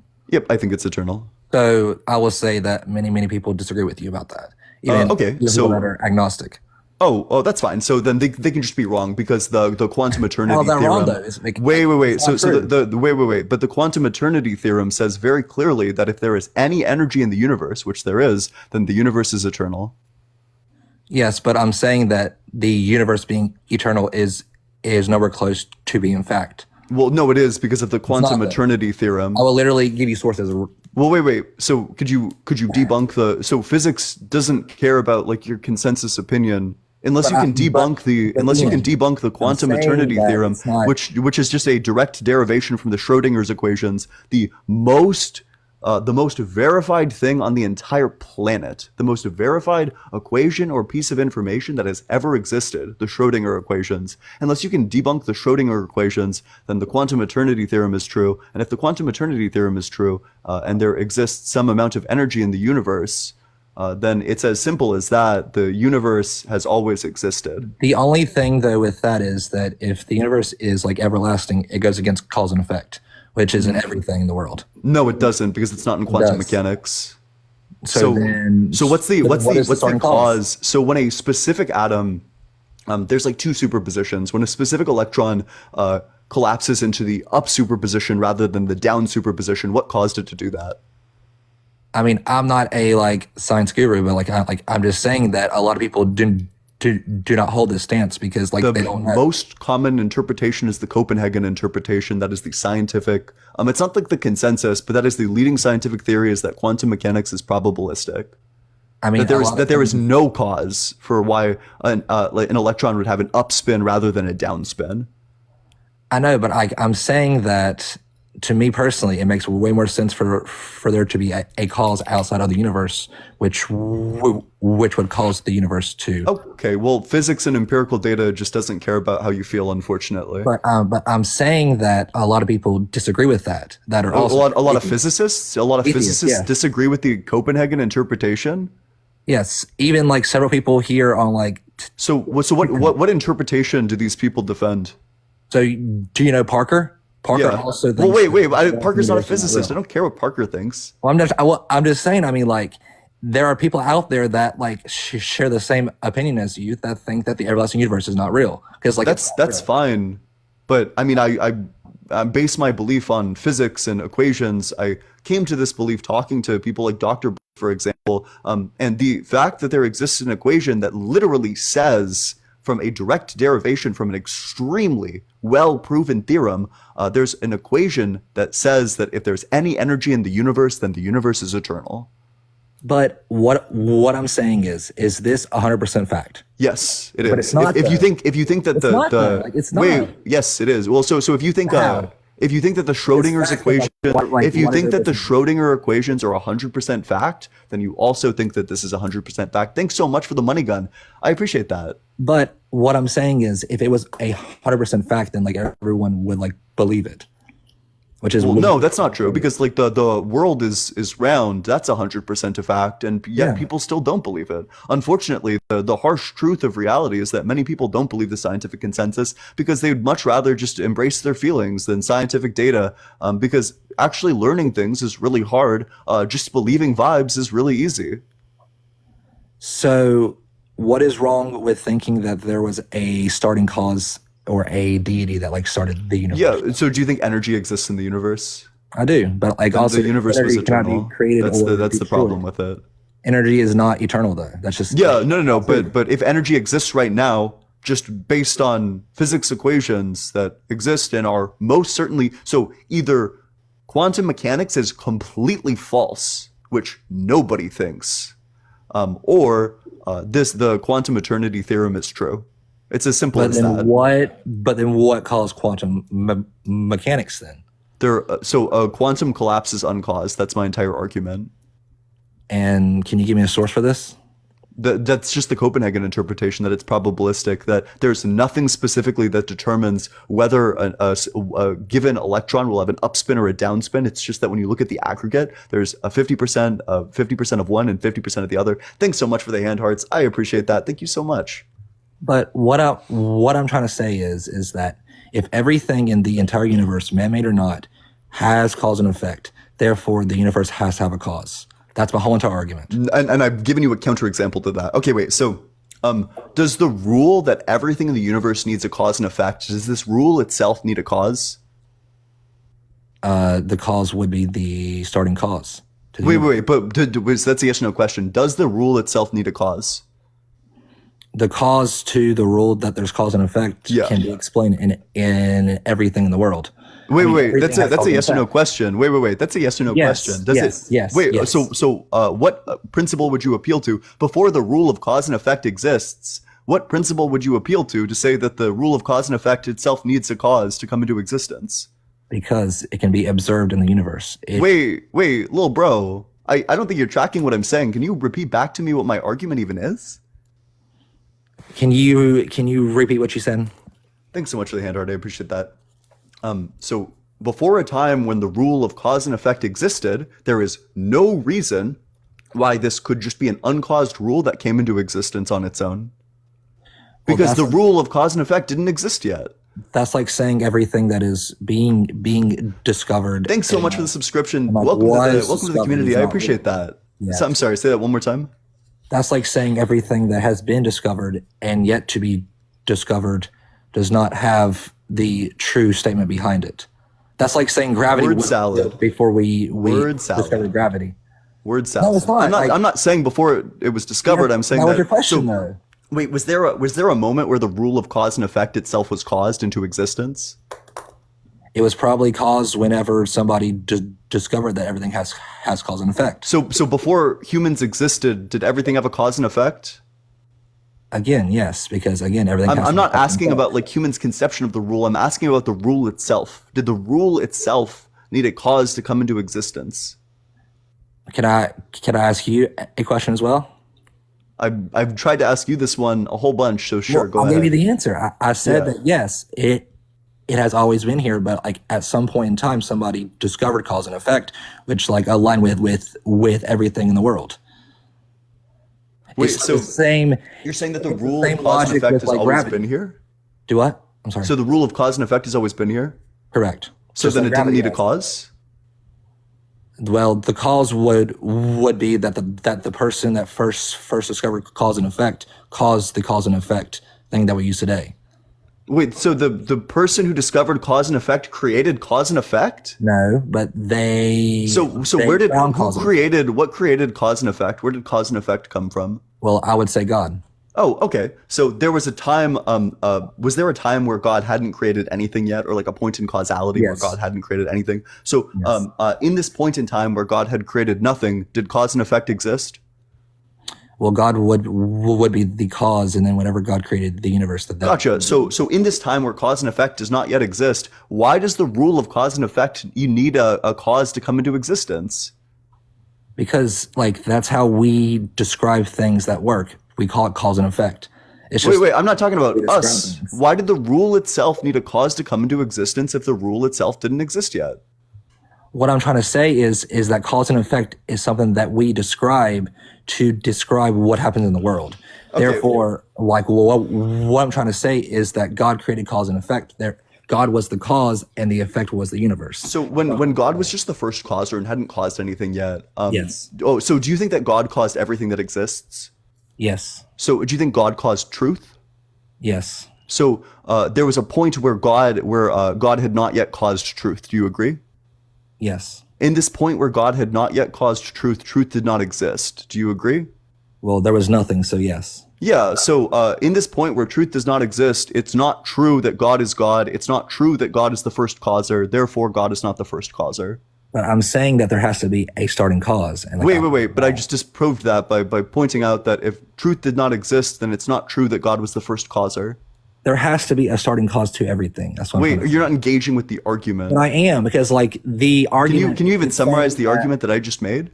Okay, let me give you an example. So let's just use something man-made, for example. Elon Musk, right? He created. Can you summarize the argument that I just made? You are saying that at one point God did not create anything, and was he truth? And you said that he was not truth because like nothing was created. No, it's not that he wasn't. He wasn't truth. I'm not asking if God was truth. If God had not caused anything yet and had not caused truth, then truth didn't exist. If truth didn't exist, then true statements don't exist. So true statements, true propositions, don't exist before, in your worldview, God had caused them. Which means even the proposition that God is the first mover isn't true. But in your worldview, so God is both the first mover and also it's not true that God is the first mover. The hell not? Because in a world where God has not yet caused truth, no true statement exists, which means that the statement that God is the first mover is not true. Do you think that there is beginning and end to everything? No. Tell me a example. The universe. Well, and that's the thing is that is one of the most highly debated things in life. Yeah, and I've staked out my position, and we're debating it right now. Just like appealing to all the people who disagree with me isn't an argument. Actually, engage with the physics explanation. No, you're not. To explain you that. are not. Do you reject quantum physics? I do not. So then you accept the Schrodinger equations. I think that there has to be a cause. Wait, do you accept or do you not accept the Schrodinger equations? I don't even know what that is. They're the things that, like, they're the baseline surface level things that cause, like, quantum mechanics. It's where quantum mechanics came from in the first place. But I'm saying that quantum mechanics has to have a cause.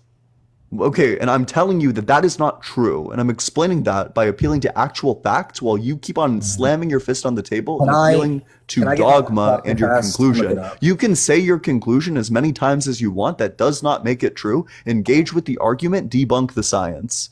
Okay, well, I'm going to look up about quantum mechanics. Yeah, what about it? Like the Schrodinger equations, or? Yes, like I'm going to look it up and see what it says about it, because like I think that everybody should be skeptical about everything that is like heard in the world. Can you do this on your own time? Because there's over 100 there's over 100 people waiting in that guest request box right now. Well, you're saying that all these things were, so do you think that was the starting cause? I don't think that there is a starting cause. I think the universe is eternal. I think it stretches back to infinity. But that goes against cause and effect. No, yes, and I reject cause and effect as being a universally true thing. But it is just it isn't everything though. Your argument is literally just look at the trees. I have given you specific equations. I have given you specific equations that yield the result that the universe is eternal, and you are not engaging with them. Ian, I did not say one time to the leading quantum theorists. Everybody, or like the majority opinion in quantum mechanics right now is the Copenhagen interpretation. This holds that whether like a superposition collapse, whether an electron has an upspin or a downspin, is 100% uncaused. But is that 100% truth? Yeah. Of the people who believe in the Copenhagen interpretation, that is 100% true. 100% of these people believe that it is uncaused. Yes, correct. Yes, belief, which means that it's not true. No, you believe. So do you believe 2 + 2 = 4? I think that 2 + 2 is fish, but I'm just kidding. Yes, I do. Yeah, cool. So you can believe in true things. Yes, but I'm saying that you yourself just said that people that believe this thing believe that was the starting cause. No, they don't. They think that it's uncaused. But I'm saying that people disagree with this, that are also... Yes, but not people who have the Copenhagen interpretation, the most common interpretation of quantum mechanics. But I'm saying that that's not 100% fact, though. Wait, so can you provide people who have the Copenhagen interpretation who do not believe that the wave function is probabilistic and because people are wrong? Oh, wait, so you think you disagree? What's your background in quantum mechanics to say that every person studying quantum mechanics who holds the Copenhagen interpretation is wrong? Like, I got to know what the argument is. I mean, I don't have one, but like I'm saying... Gotcha. So these people have dedicated their life to this field of study. And here you are saying, well, what if they're wrong? Well, I mean, people make mistakes. Do you not agree with that statement? Yeah, people make mistakes. There's no evidence that this is one. But I'm saying that they could be wrong, though. Just it's like an extremely uninteresting statement to me. I don't care. This is the majority opinion of quantum mechanics theorists, and science consistently gets the answer right. This is literally the most studied equation. The Schrodinger's equations are literally the most studied equations in everything. They're the most studied piece of information on the face of the earth. Most verified thing on the planet. But why do some scientists not agree with this statement? Well, no, they do. There is not a single scientist who would reject the Copenhagen, not the Copenhagen interpretation. There's not a single scientist who would reject the Schrodinger's equations. Is there any scientist that reject, what's it called again? The Schrodinger's equations. How do you spell that? SCHRO or umlaut, not O, DINGER. I have SCH method, SCHOR method. we're just talking about the Schrodinger's equations. Oh, equation. So equation. Yeah. And quantum mechanics, right? Yeah. All right, let's look at Google fast. Did Epstein try to disprove quantum mechanics? Epstein and Niels Bohr began disrupting quantum theory at the. Oh yeah, and how long ago was that? Yeah, but like people didn't like quantum mechanics when it first came out, and as time has gone on, this actually speaks to my point, not yours, that the fact that the only people you can cite are Niels Bohr. No. Colleague That of was Niels just the Bohr. first search. Wait. There's also one as well. Wait. But this speaks to the fact that since the only examples you can cite are from a very long time ago, this reflects the fact that quantum mechanics is near universally accepted by every physicist. There's also one as well. Unfortunately, the Coulomb-Repulsum terms equation 6.75 makes it impossible to find an exact solution to what you were saying for many electron atoms and molecules. So like that's now Wait. Yes, exactly. Correct. Precisely. Yes. No, There's multiple solutions. It's probabilistic. Yes, precisely. You got it. No, yeah, buddy, you got it. Good job. No, that yes. That there's not a precise like a solution to it because there are multiple probabilistic solutions to it. Yes, you got it. And what causes one solution over the other when it's actually going out into the world and verified under the Copenhagen interpretation, what causes this is nothing.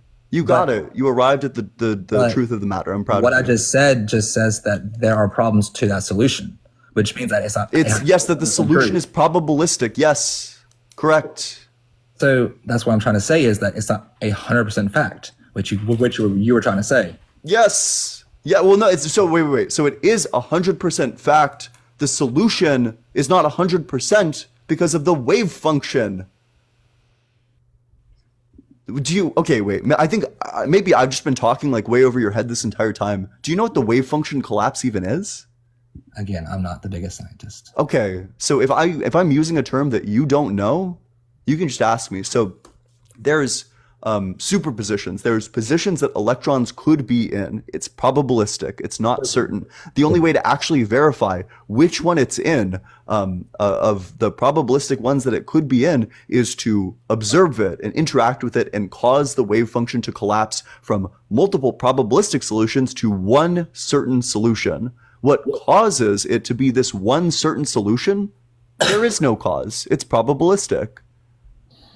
That's my point. That is my exact argument, that there is no cause under the Copenhagen interpretation of the Schrodinger equation. There's also one from Scientific American that says, how? You're pivoting to a different source, yeah. So first you pivoted from Niels Bohr, now you're pivoting to, or then you pivoted to like you just not understanding the Schrodinger equations, and now you're pivoting to this new article. What I'm trying to say is that it's not 100% fact because like if it was 100% fact, it would be agreed upon all sources. Is it? Well, yeah. So it's the scientific consensus is that quantum mechanics is true. This is like among physicists, this is essentially scientific fact. But why are there sources out there that disagree with it? Like who? Can you name a source? Can you name a contemporary American physicist? Science. A contemporary physicist. How is Scientific American not? Yeah. So who's the physicist behind it, and what's their field of study? So what you're saying now is that you only believe certain people. Yes, but yeah, I only take the opinion. Wait. So I value the opinion of physicists who study quantum mechanics. Here's how much I value their opinion. Here's how much I value your opinion, or like a random person's opinion who hasn't studied the topic, who doesn't know what they're talking about. I just said that I believe that quantum mechanics are real, but sure. So if quantum mechanics are real, then I'm not sure what we're disagreeing about. That I think that there was a starting cause. That's what so if there's a starting cause, then you would be rejecting quantum mechanics. You can't both hold that quantum mechanics are true and also that there's a starting cause, because if you think quantum mechanics are true, then that means that you think the Schrodinger's equations are true. If you think the Schrodinger's equations are true, that means that you think the quantum eternity theorem is true. If you think the quantum eternity theorem is true and you think that there's energy in the universe, that means the universe has existed forever. So it's just that simple. So quantum mechanics is that equation? Quantum mechanics derives from the Schrodinger's equation, yes. Interesting. So do you have anything else for me? Otherwise, I'll probably move on to the next guest. I mean, yeah, I think that again, okay. So you were talking about free will with the last guest. I'm very curious. So I think you were missing the point. What you was trying to say is that, and I think it all goes back down to forgiveness, which us humans cannot fully understand God's forgiveness because obviously we think as humans that graping is bad and unaliving is bad. Sure do. But to God that can be forgivable. Could God forgive the Holocaust? Could God forgive the Holocaust? Yeah, he could. Okay. I mean, I think that's pretty, there's the reductio. That's crazy. Well, yeah, that's what I'm saying is that you think that God is crazy for forgiving every single person. Yeah, I think forgiving the Holocaust specifically, that's pretty crazy. Yeah, you can, if you want to forgive, you can forgive some things, yeah. But that's crazy. That is crazy that you think that the Holocaust can be forgiven. I mean, God thinks that. Yeah, wait. So just to be clear, you think that the Holocaust can be forgiven. Would you be willing to say the exact words, the Holocaust can be forgiven? God can forgive the Holocaust. Wait, those aren't the exact words. Just the Holocaust can be forgiven. You think it's possible for the Holocaust to be forgiven? It's what you believe, say it. That's what I'm trying to say. Yeah. But I'm saying that God forgives all sin. But I'm asking you to say, so if God can forgive all sin, that means God can forgive the Holocaust. If God can forgive the Holocaust, that means that the Holocaust can be forgiven. I disagree. I don't think the Holocaust can be forgiven. I think that's crazy. I think 6 million people were unalived in that Holocaust. 6 million Jewish people specifically were unalived. And war has been around since day one. So yeah, and war is bad. And I don't think the Holocaust can be forgiven. And I think saying war has been around since day one in reference to the Holocaust is actually disgusting. But what I'm trying to say is that God forgives all sin. And that is basic theology. Yeah, that's fine. So then God forgives the Holocaust. Christian back in the day, you should know that God forgives. Well, wait. So if Adolf Hitler's last words were "I'm so sorry, God, I repent," yes, he's kicking it in heaven. Is that correct? Yep. And you think that's just? Well, I'm not God, so. Yeah. Do you think Jewish people get into heaven? I think that you are misinterpreting that I'm not. Wait. Do you think Jewish people get into heaven? I think if they believe God is real. Oh, so they just need to believe that God is real. They can pick the wrong God. I think that our theology is different, but again, I'm not God, and I don't make that decision. Sure. So do Jewish people accept Jesus? They do not. Yeah, so it says in the Bible that the only way to get into heaven is through Jesus. So are Jewish people going to heaven if they're not going through Jesus? So I would say no, but again. Oh, perfect. So then so if Adolf Hitler repented, he's in heaven, whereas all the Jewish people who were slaughtered in the Holocaust are in hell. This is your worldview. That's crazy. No, again, you're not understanding that. It's not my worldview. It's the worldview that I believe that God is just and God forgives all sin. That's crazy that you think that it's even a possibility. That in your worldview, all the Jewish people are in hell, and Adolf Hitler, if he repented in his last moments, is in heaven. He's kicking it. He's hanging out with Jesus, jerking off the Holy Spirit, having a good old time. Well, again, you don't understand God's forgiveness then. Yeah, I mean, I sure don't. That's crazy. It's just crazy. Yeah, just like the guy said in the comment, it is called faith. Oh, so then this is just an admission that your worldview doesn't make sense. If it can't be understood logically, then it's not. Then it's illogical. It is basic theology. If it can't be understood logically, then it's illogical. Well, using secular terms, sure, but again, secular is not God. So then Christianity is illogical? No, absolutely not. So then Christianity fits within the laws of logic? Correct. Oh, cool. So I think there's a contradiction between an all-loving God who would allow the 6 million Jews who were killed in the Holocaust to be burning in hell, whereas Adolf Hitler, if he repented in his last moments, is in heaven. I don't think an all-good God is compatible with that. How do you know that all those people? Because you said that Jewish people don't go to heaven. Again, I'm not God. I don't make that decision. God is very just. Oh no, but so you agree that the Jewish people do not go through Jesus, therefore Jewish people, if you need to go through Jesus to get into heaven, Jewish people went to hell. But I'm not God though. Who knows if those people turn to Jesus during the Holocaust. Wait, so I can be an atheist and go to heaven? I mean, Wait, did you just ask who knows if those Jewish people turned to Jesus during the Holocaust? yeah. Did I mishear? No, I mean, like, we don't That's know. crazy. How's it crazy? That's like insane. That's insanely fucked up that you think that these Jewish people, the only way that they got into heaven or that they could get into heaven is if they turned to Jesus during the Holocaust.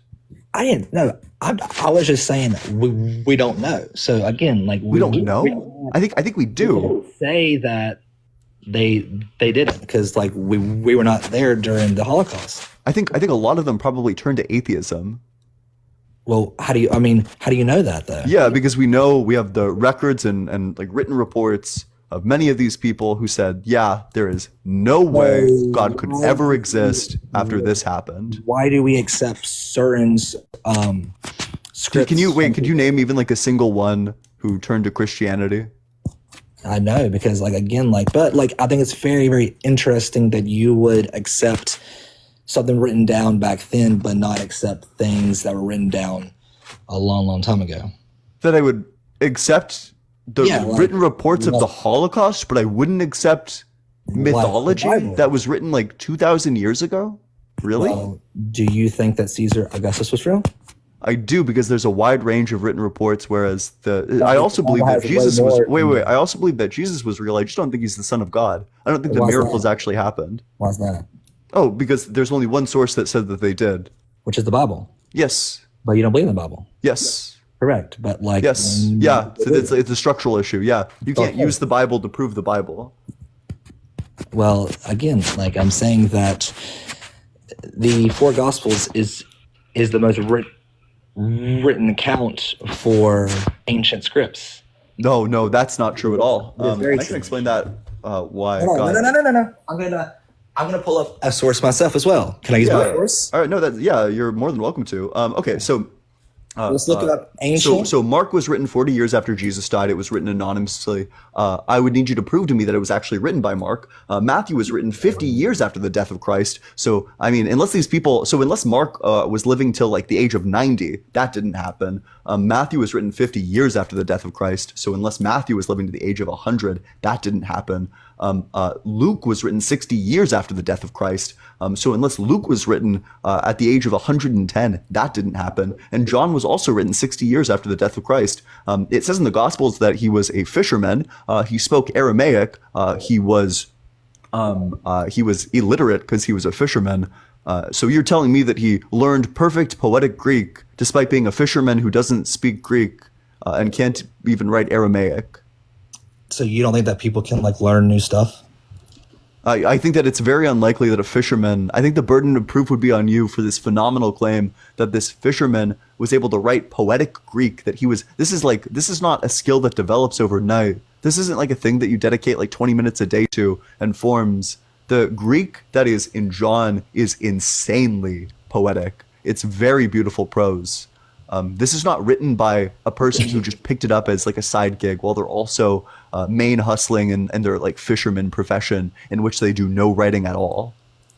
Well, to argue that point, I think that we can observe today that there are many, many people that like overcome what they have and do something magnificent. Okay, that's fine. So prove to me that who did John learn Greek from? I don't know off the top of my head. Okay, who taught John how to write so well? Again, I don't know off the top of my And head. what age was John when he wrote the gospel? Scholars debate this. So Well, yeah. So I mean, the scholarly consensus, however, is that it was written 60 years after. So it would have put him in the range of like 110.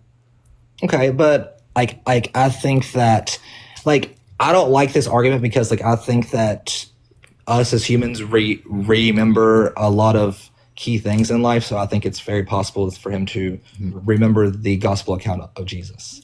Oh, okay. So could you prove to? I mean, this doesn't Prove engage that? with any of what I. Wait. I'll This prove isn't. that. This doesn't engage with any of what I said because all these Come on. people die at like the age of like 40.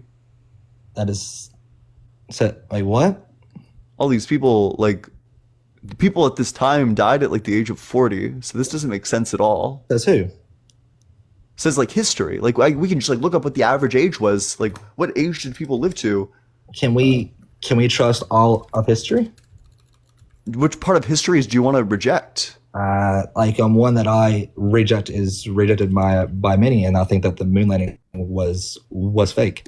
Oh, I mean, you can just be wrong about that. We have reflectors on the moon, but that's like kind of irrelevant. How's that relevant? That was one of the biggest things in the world. Well, yeah. I just want to know like what like relevant history do you reject? Because if you're a history denier, I just want to know what parts of history you accept and which parts of history you reject. I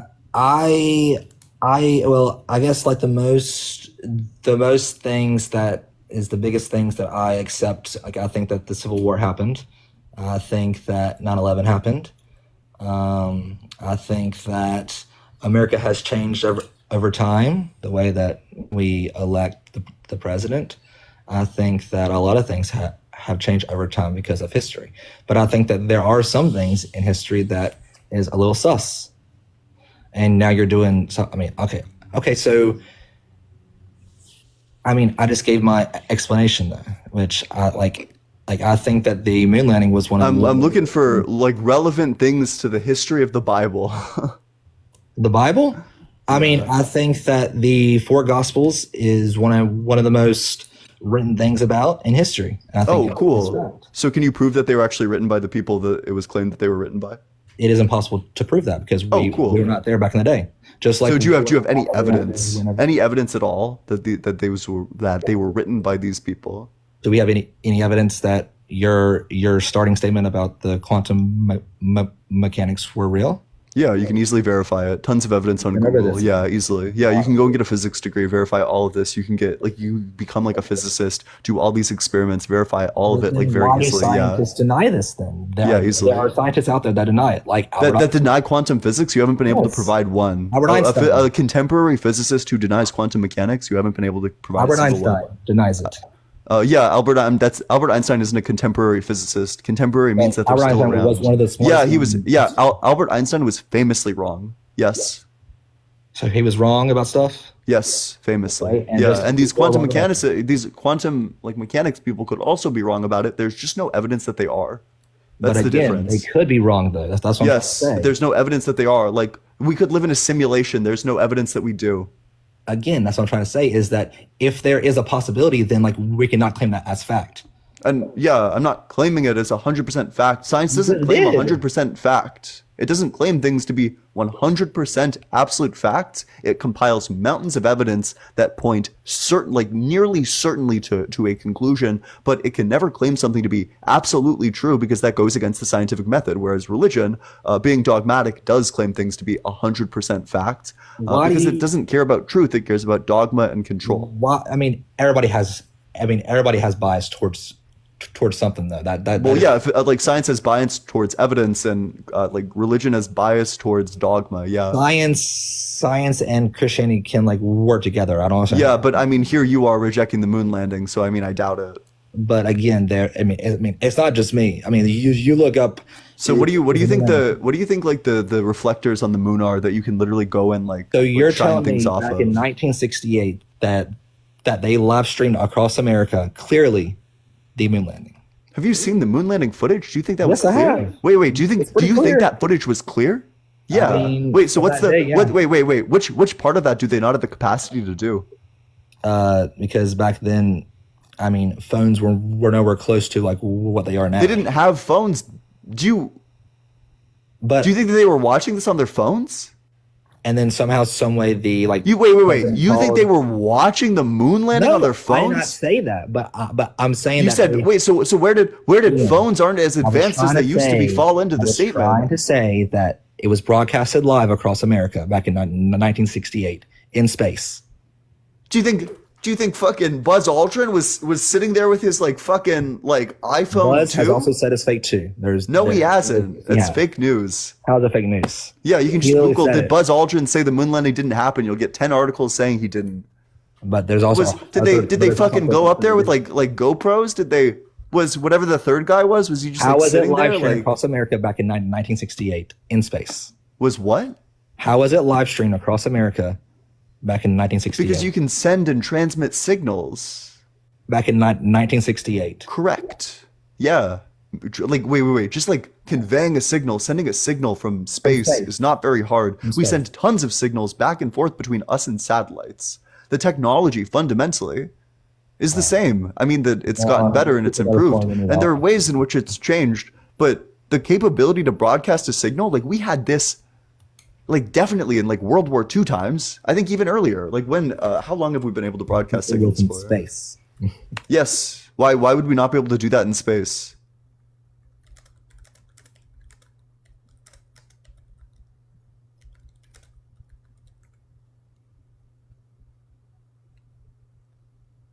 The first radio signal ever was sent in 1895, 126 years ago. Dude's a runner. That's crazy.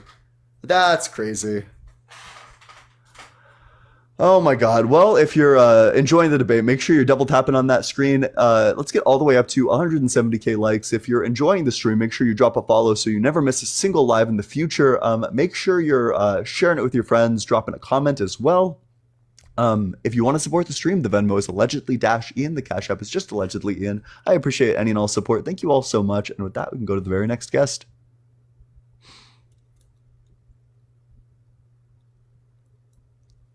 Go, click on it. Don't turn the camera on, though. Hey, what's up? What the fuck are we doing here? What you said? Hey, how old are you? I'm 15. I'm at 16, my fault. Oh, yeah, 16? Yes, sir. Yep. You gotta be 18 or older in order to join. If you're not 18 or older, don't request to join.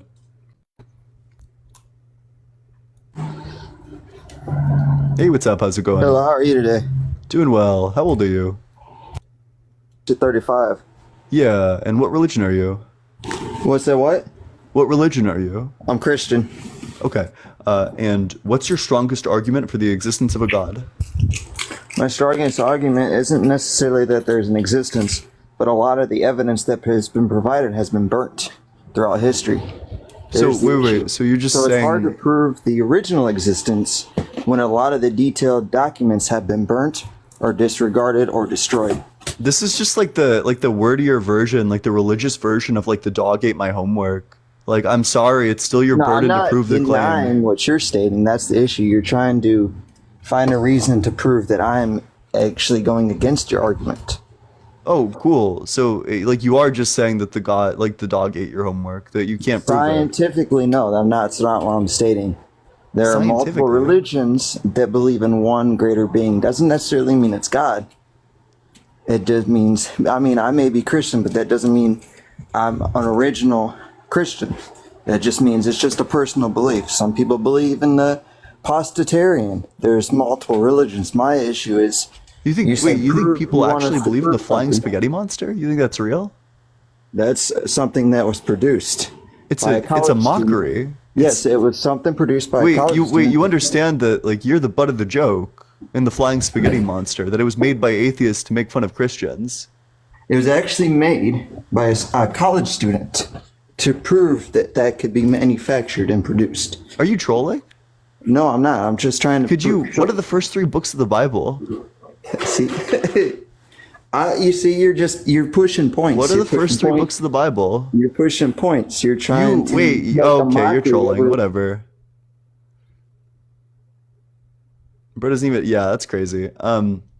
Make sure you're double tapping on that screen, sharing it with your friends, dropping a comment as well. Hey, what's up? How's it going? God's real, bro. I pray for you.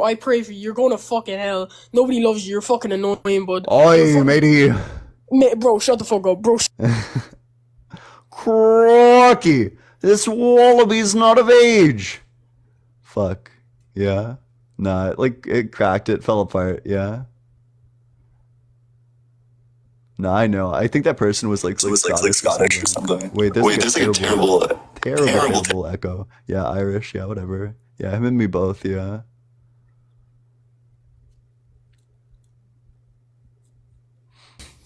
Hey, how's it going? Hello. Hey, how old are you? I'm 19. Okay. And what religion are you? I'm Christian. Okay, so what's your strongest argument for the existence of the Christian God? Basically, I just want to ask a question. I'm not really for a debate, so I just want to quickly ask a question. Basically, obviously, I understand if you believe in science, but what I don't understand is in the Bible it says that if you post or spread anything about God, you idolize him, right? And you're saying that you don't believe in God, but you make a live with 1.8k and you put up a GoFundMe or like a cash at me, and you're saying that you're getting all these views from God, and you're getting all these people in your comments, and you're saying share with your friend, share with your friend. Yep, that's correct. Yeah. Yeah, exactly. Like, obviously, I understand if you are like not religious, but there are loads of kids on this app, and obviously it's not supposed to, but a lot of people believe in God. And obviously, what I'm saying is, if you're going on live after saying that you don't believe in God, yet you still spread stuff about God, then you're basically saying that you're idolizing.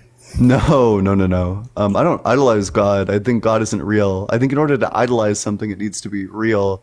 I simply don't believe in God, and I encourage other people to do the same, because this fake God has real implications for the real world. For example, in Oklahoma, the superintendent just mandated, effective immediately, that every single class in public schools needs to teach things from the Bible.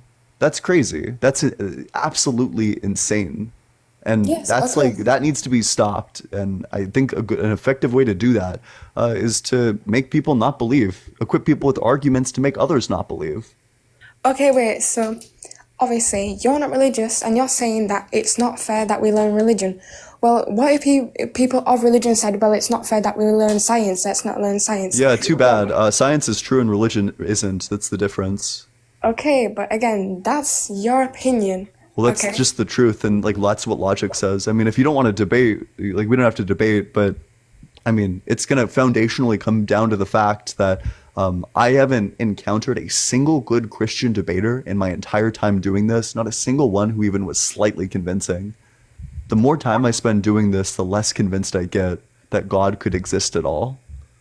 Okay, and that's fair enough. Like, I'm not here for like mostly arguments, but I just want to say, if you're saying that you don't believe in God, and you're basically saying that no matter how much lives you make, you still won't believe in God. So I don't really understand what the point is of you making these lives, especially about Yeah, God. wait, to convince other people to not believe in God and to equip them with the arguments to make others not believe in God. That's the point. Yet you still realize that people will always have a religion no matter what. Right? Not if I'm through, not after I get through with them. Okay. Let's go. Alright. Yeah, so I guess I have a question for you. Okay, go on. Do you think God's all good? All good. Yeah. That he's like perfectly moral? Obviously, that depends on what context we're saying. Because obviously he says forgive and forget, obviously in the Bible, and he talks about forgiving, right? But he doesn't forgive everyone. That's the thing. So if Adolf Hitler repented, would God have forgiven Adolf Hitler? No, because he sinned. Oh, but I thought God's all about forgiveness. Obviously, because if you believe in God, right, then obviously you also believe in Satanism and Christianity, because there's hell and heaven, right? But the thing is, obviously, if you sin like badly, then obviously God will say, forbid you did not spread my gospel, or just basically saying stuff that you sinned, right? And Wait, so God could not have forgiven Adolf Hitler. But so you think God is all about forgiveness, that he cares so much about forgiveness, but then also that there's some people he can't forgive. So what's the cutoff? Like what bad actions are unforgivable to God? Exactly what Adolf Hitler did. He killed people. But then at the same time, it depends on what context, because God says that no matter what happens, it's underneath his hands. It's supposed to happen. But if anyone interferes with his plan, then obviously that is a bad sin, and obviously that's something that sometimes cannot be forgivable. For an example, there are stuff like blasphemy that is not forgivable, no matter what. Oh, well then I guess there's no point in repenting. too deep now. What? Yeah, I go up into blasphemy every day. If blasphemy is unforgivable, then I guess I'm just going to keep on doing it. Exactly, but that's the thing. Okay, If you I'm do glad we blasphemy, come to an agreement then. if you do blasphemy and if you do not turn to God, that's why he says. Yeah. Because Well, obviously, I do blasphemy and I don't turn to God, so it seems like that would apply to me. yeah, exactly. And you make lives. But Okay. I'm gonna go, but I just wanna make a last wait, point. don't Okay. don't run.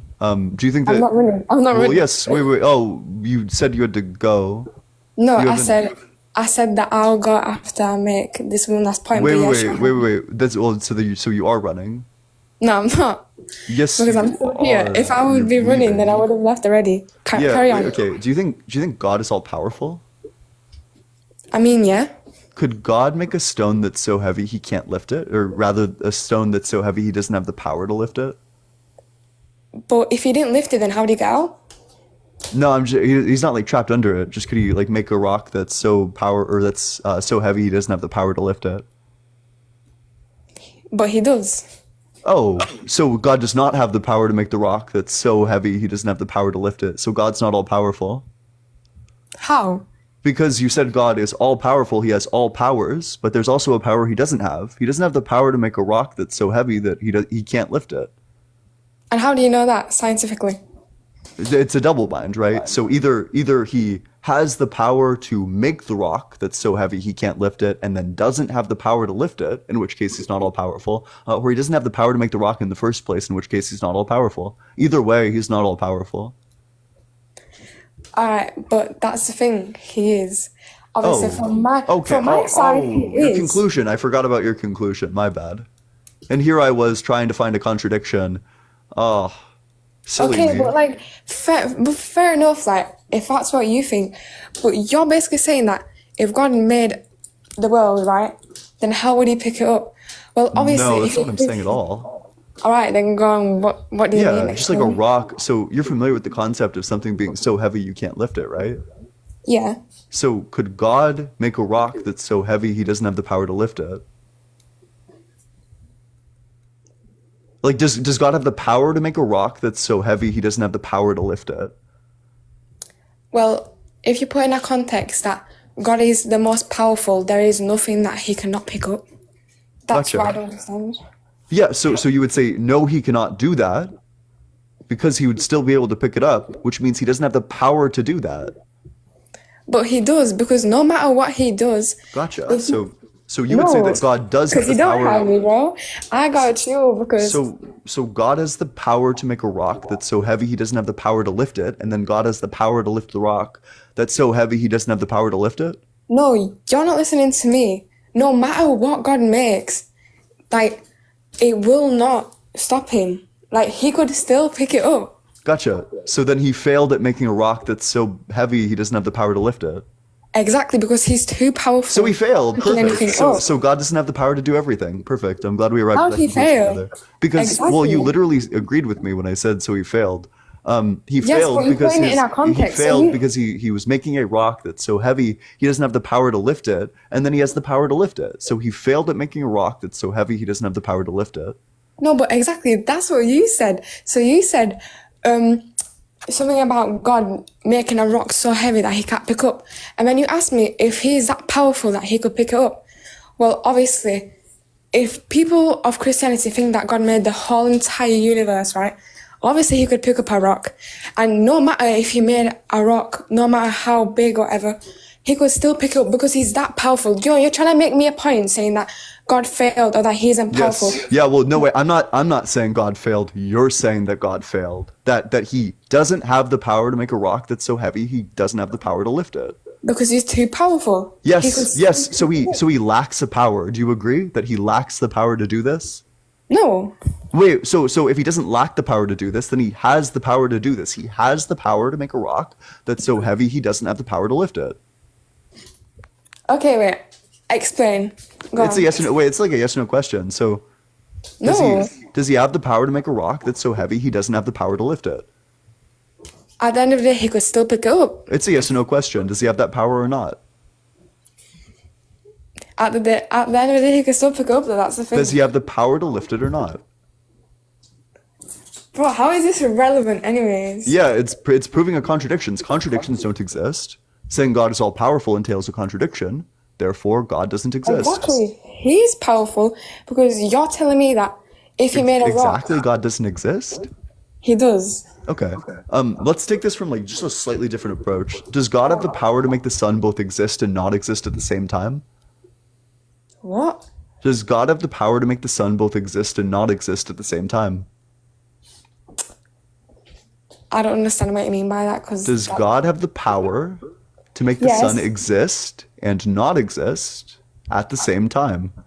Yeah, I mean, I heard you, but I'm just not understanding what you mean by that because I'm not understanding how what does- you're not understanding. because you're trying to explain something to me from a different perspective, but you're not explaining what the perspective So, is. so you know how some things exist and some things don't exist? Yeah. So I'm asking you, so could God make the sun exist? Yeah, obviously he And made could it God make the sun not exist? if he wanted to. Could God make both of these things happen at the same time? No. Hmm? No. You're far from your mic. I can't hear you. No, he could not. He could not do this at the same time, so then God's not all powerful. Okay, but you just said it yourself. Things can happen at the same time. So, obviously, the thing that you're not understanding is you're saying if he put a sun there, right? And then he can't just put it away and put it back because obviously Wait, there's something God can't do, so God's not all powerful. no, that's not what I'm saying. I'm saying is you're just saying if he takes the sun and he puts it back in, like there's no half and half. It's either that the sun is there or not. There's no half and Yes, half. exactly. Which is why if God doesn't have the power to do that, God's not all powerful. Okay, but if he's got the power to take away the sun, then I think he is powerful. Oh, sure. Yeah, well, we're talking about all powerful. So when I say all powerful, I mean has the power to do all things. So if God has the power to make the sun both exist and not exist at the same time, then he could be all powerful. That just leads to absurd conclusions that the sun could both exist and not exist at the same time. It's one or the other. Either God is not all powerful, in which case it's fine for him to not be able to make the sun both exist and not exist at the same time. However, you reject that God is all That's not powerful, possible. or God can't, or like God is not capable, or God is capable of doing this. In which case, you embrace absurdities. Exactly though, because Exactly to what? no, but that's the thing.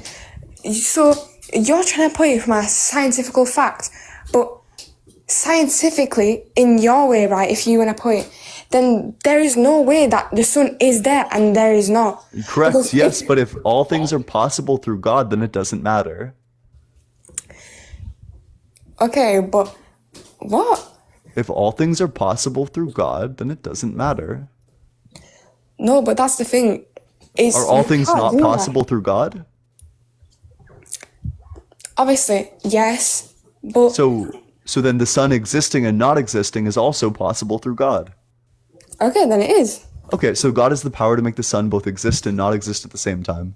Okay, then it is. Yeah, so then you think the sun can both exist and not exist at the same time. That's an absurdity. Thanks so much for the roses. I appreciate it. That's literally what I just said to you, and you literally said that. That's Yeah, not wait, alright. because I'm not the one who's defending an all-powerful being. That's the difference. I can say that that's an absurdity, and you're right intuitively to think that that is an absurdity. But the problem is, that's what your worldview leads to. Okay, but that's my worldview, and the only reason I joined is exactly if it's my worldview, then how does that affect you? It's an absurdity, and people are forcing this onto other people, and it's bad. Okay, but I think that your point of view is an absurdity. So, Okay, could you have a critique? Exactly, yeah, I do. If Yeah, I so believe, why is atheism not true?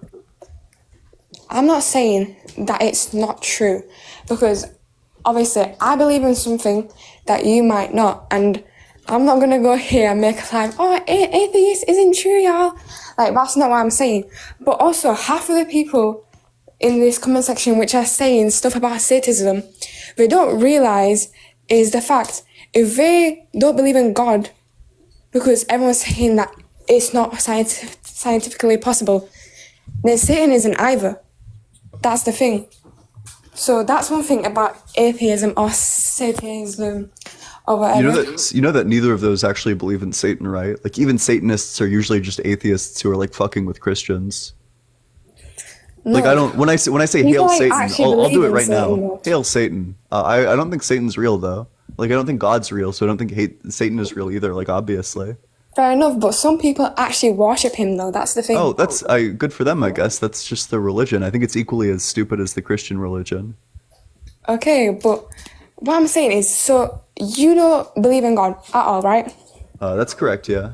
And you do not, obviously, you don't like God, and you just don't think that is true. You think that's an absurdity, right? It's not that I don't like God. It's that I don't think God exists. I think it's an absurdity, as we just figured out. But if you don't have anything else for me, I'll probably just move on to the next guest because I think your worldview has already been reduced to absurdity. Okay, sure. All right. So what I'm saying is, if you don't believe in God or anything, then why are you making these such lives? And obviously, you did say To convince other people. To convince other people, right? But then again, you just said yourself that that's good for them if they're Satanists.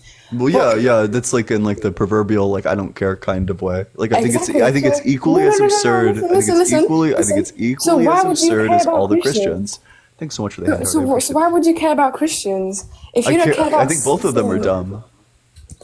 It's just that Christians are the ones specifically who are enforcing their beliefs on others. Like I mentioned the Oklahoma example, that it's now mandatory that everybody in Oklahoma public schools learns. Jeffrey, thanks so much for the $6.66 on Venmo. Huge W, Jeffrey. Huge W 666. Huge W, Satan. Hail Satan. What the hell? All right.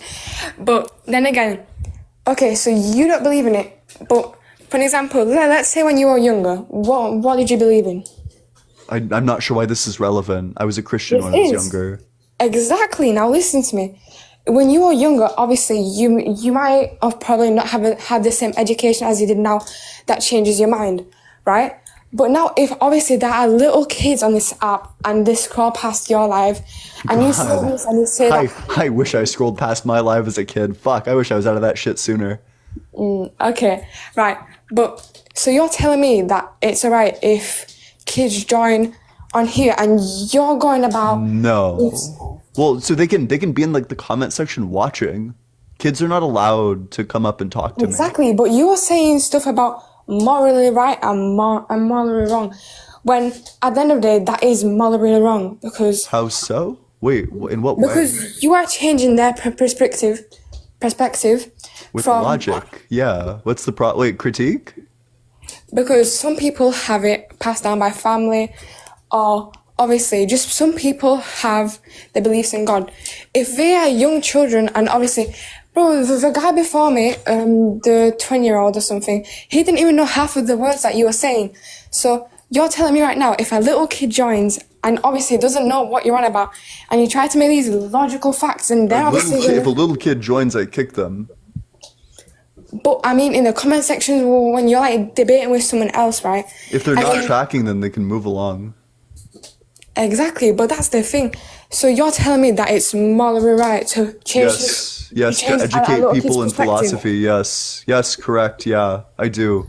When your perspective is bad, when it leads to real-world harms, I think changing your perspective is fine. In fact, it's okay, good. but then how does Christianity harm? Yeah. So do you think it's moral to force every single kid in public education to be taught the Bible, that in every single class, from your math class to your science class to your PE class, in every single class, your teacher needs to find relevant Bible verses to teach you? Do you think that that's moral? Okay, but in what school do you get taught religion and math? Every school in Oklahoma, because the superintendent just dictated that it would be so. Okay, and that's like fair enough. I do not agree with that, even though I am Christian, because people have their own views of life, and obviously that's fair enough, okay? But what I am saying is, I don't really understand your perspective. Explain again, because... Because this is, what's going on in Oklahoma is fucked. And we need to do something about it. I think a good method of doing something about it is convincing people not to believe this silly religion anymore. That anytime anybody suggests anything remotely related to this religion, that we should legislate based on this religion, this person needs to be laughed out of the room, because that's a fucking joke.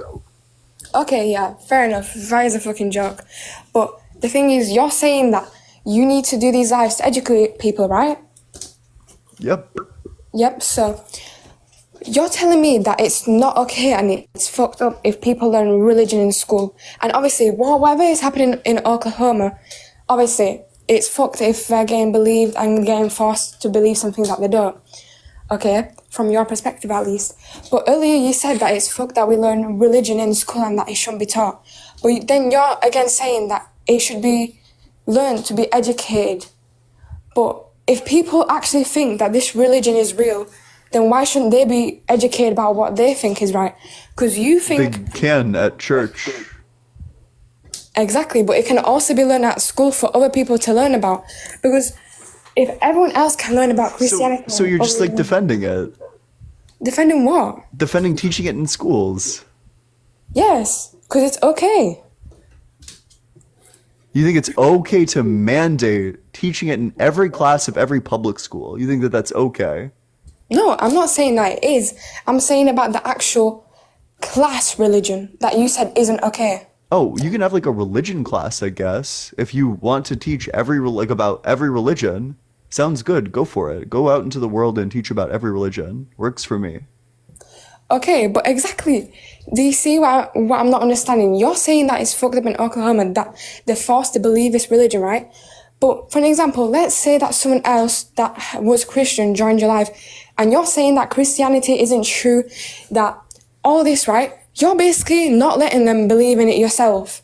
Wait, So am I forcing them? If my logic makes somebody not believe, yeah, thanks so much for that, mustache. If my logic makes someone no longer believe in Christianity, I'm not sure what the problem is. It sounds like they just came to a more logical position. I hope everyone would strive to hold logical, true positions. No, but that's not what I'm saying though. Because what I'm saying is, you said yourself that it's not... Because people in public schools are forced to be in public schools. They are forced to learn about this. If somebody doesn't like this live, and many people don't, they're welcome to scroll away. Okay, fair enough. But let's say that someone actually joined the live or was in the comment section. Like, you've got bare people in the live spamming people that are Christian, which obviously fair enough. But what I don't understand is it's a bit hypocritical because you're saying that it's wrong about people in Oklahoma. But then again, when someone joins your live, you're trying to teach them that they shouldn't be Christian, shouldn't be whatever, that religion isn't real, correct? Yeah, no, that's exactly correct. The difference is, like, your religion isn't real, and we shouldn't teach things that aren't real to kids. Alright, but you do realize that it's a bit hypocritical. In no way. My logically consistent position is that we should teach true things. If it's true, we should teach it. That's why I tell people to believe in atheism, and that's why I think teaching people about Christianity is wrong, because atheism is true and Christianity is not. Okay, fair enough, again, but I'm bringing up this point again. How does it concern you, again, that someone else is Because it's being forced onto kids. It has real But world not in Oklahoma, harms. not everyone from this live is from Oklahoma or whatever. Thanks so much for the heart, man. I appreciate it. What I don't understand is why are you so bothered that Why? people Wait. So you think that? outside- So you think that just because I'm not directly affected by this means that it's okay to just like forget about it, or that it's like it's weird to take issue in a social, like to take interest in a social issue? No, I'm not saying that you can do that, but what you're not understanding is you're doing two different things. Because if you were here discussing about Oklahoma, you would have said to me, "Oh, is it right about what's happening about Oklahoma?" But you didn't. All it says is God isn't real. Request to join if you disagree. Yes. That's the thing. What I'm Yeah, saying. because I'm trying to convince people, because I'm not interested in solving surface level solutions or like Okay, but surface how level does it problems. affect I'm you that interested someone in else is grabbing the Christian? root and ripping it out. Okay, but how does it affect you that someone else is Christian? It's not that somebody else is Christian, it's that people are being forced to Bro. learn Christianity. How is this girl saying not everyone believes in religion? Don't force it onto me. Like, girl, okay. Okay, fair enough. But I don't understand how it's such a big deal. And you're saying that you don't believe in God. Yeah, you're making lies about him. But you're saying that you're doing it to spread awareness for people not to be Christian. Yeah, Like, well, I'm trying do to you know how convince stupid people. that sounds? I'm trying to equip people with arguments to dismantle Christians. People still, in terms of like queer phobia, people still appeal to Christianity and God and religion to say why like gay people, why like being gay is wrong. These arguments should be laughed at. There are people who defend like Christian nationalism. These people should be laughed at. And then there are like legislators in lots of states who are currently working on doing the same thing that Oklahoma is doing. These people should be laughed at. Okay, yeah, fair enough. They should be laughed at because forcing it isn't okay. But what are you doing right now? Because Teaching people how to dismantle it. I mean, I dismantled you pretty well. No, you didn't. Because I You still literally believe. affirmed a contrary. You literally No, affirmed because I that the still sun. believe You in God, and I literally still believe that God is yeah, it's an powerful. absurdity. You literally affirmed that the sun could both exist and not exist at the exact same time. That's a thing that's possible for No, the sun to do. you agree that yourself. No, I don't. I disagree. I think the law of non-contradiction is true. I think that if you believe in Christianity, then you have to say that the sun could both exist and not exist at the same time. That's an absurdity. Okay, fair enough. But still, what you're not answering to me correctly is how does it concern you? Like, and the guy before on this live, you. This is so. Do you think like, I don't know, like I think that you can care about issues even if it doesn't directly affect you. Like, if I'm not gay, I can still care about like the things that gay people go through. If I'm not disabled, I can still care about the things that disabled people go through. If I'm not a school kid in Oklahoma being forced to learn the Bible, I can still care about the kids who are being forced to learn the Bible. That this is an egregious violation of like their autonomy, of their parents' autonomy. It's just crazy. Okay, like, fair enough that. But what I don't understand, exactly, you said it yourself, if a disabled person is going through something, you'd want to, like, obviously, if you want to be into it, then go on, you do what you want. But what I'm not understanding is, if they went through something, then you won't go up to them and disagree with them about it, would you? So if it's a religion, why is it any different? About with the so the difference is being disabled is a fact of the world, whereas religion is No, a but I'm not philosophical talking about belief. actual Philosophical disabled. beliefs can be disagreed with, whereas like a disabled person's lived experience, unless they're lying about it, can't be disagreed with. No, I'm not saying about actual disability. I mean, like, you said if they're going through something, or even if gay people are going through something, you'd want to know. You said that yourself. Well, so obviously, not that I want to know, just that I like it's But if good. you wanted It's to know, good you to could, right? advocate for like these things, even if they don't directly affect you. okay, fair enough, exactly, even if they don't direct thing. But if, for an example, that a gay person had a disagreement, you won't go up to them and argue with them because you had a different perspective when it has nothing to do about you. Argue with it depends on what. Yes, I would. I argue with gay people all the time. Oh my goodness. Alright, about what? Go on. About whenever they have a dumb opinion. Okay. Exactly, you can't even make a point. Because, Well, yeah, it's gonna be like well, situational. no, like because, I was arguing with a gay person this morning about like whether morals are objective. Just Okay. like a little fucking fruitcake who disagreed.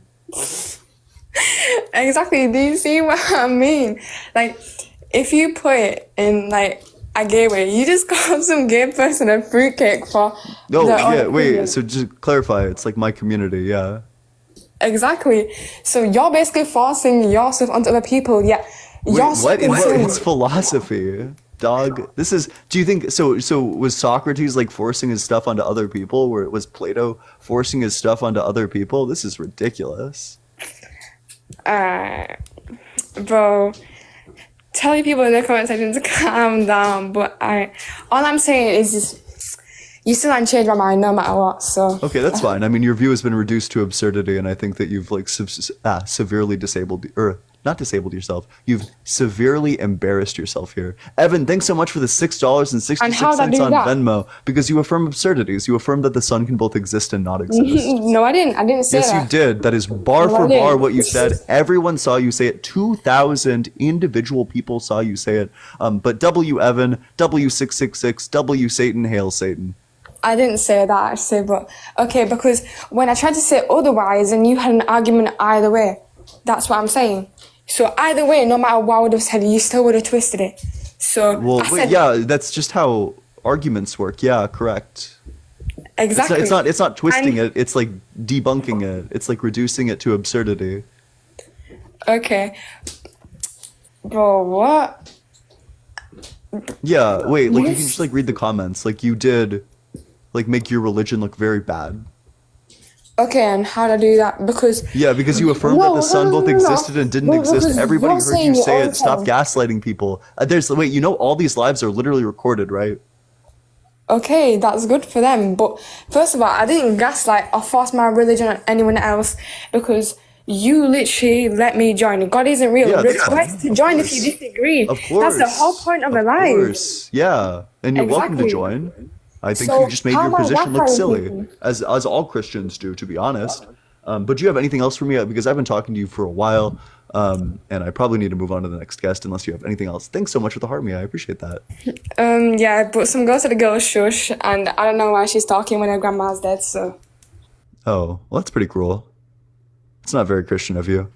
Hey, Emma, thanks so much for the heart me. I appreciate that. W moderator, but make sure you're double tapping on that screen, sharing it with your friends. Let's get this in front of 220,000 people.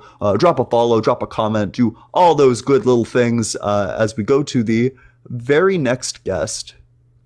Only request to join if you're 18 or older and not driving. Hey, how's it going? What's up, man? How are you? Doing well. How old are you? 28. And what religion are you? I'm Christian. Okay, so what's your strongest argument for the existence of God?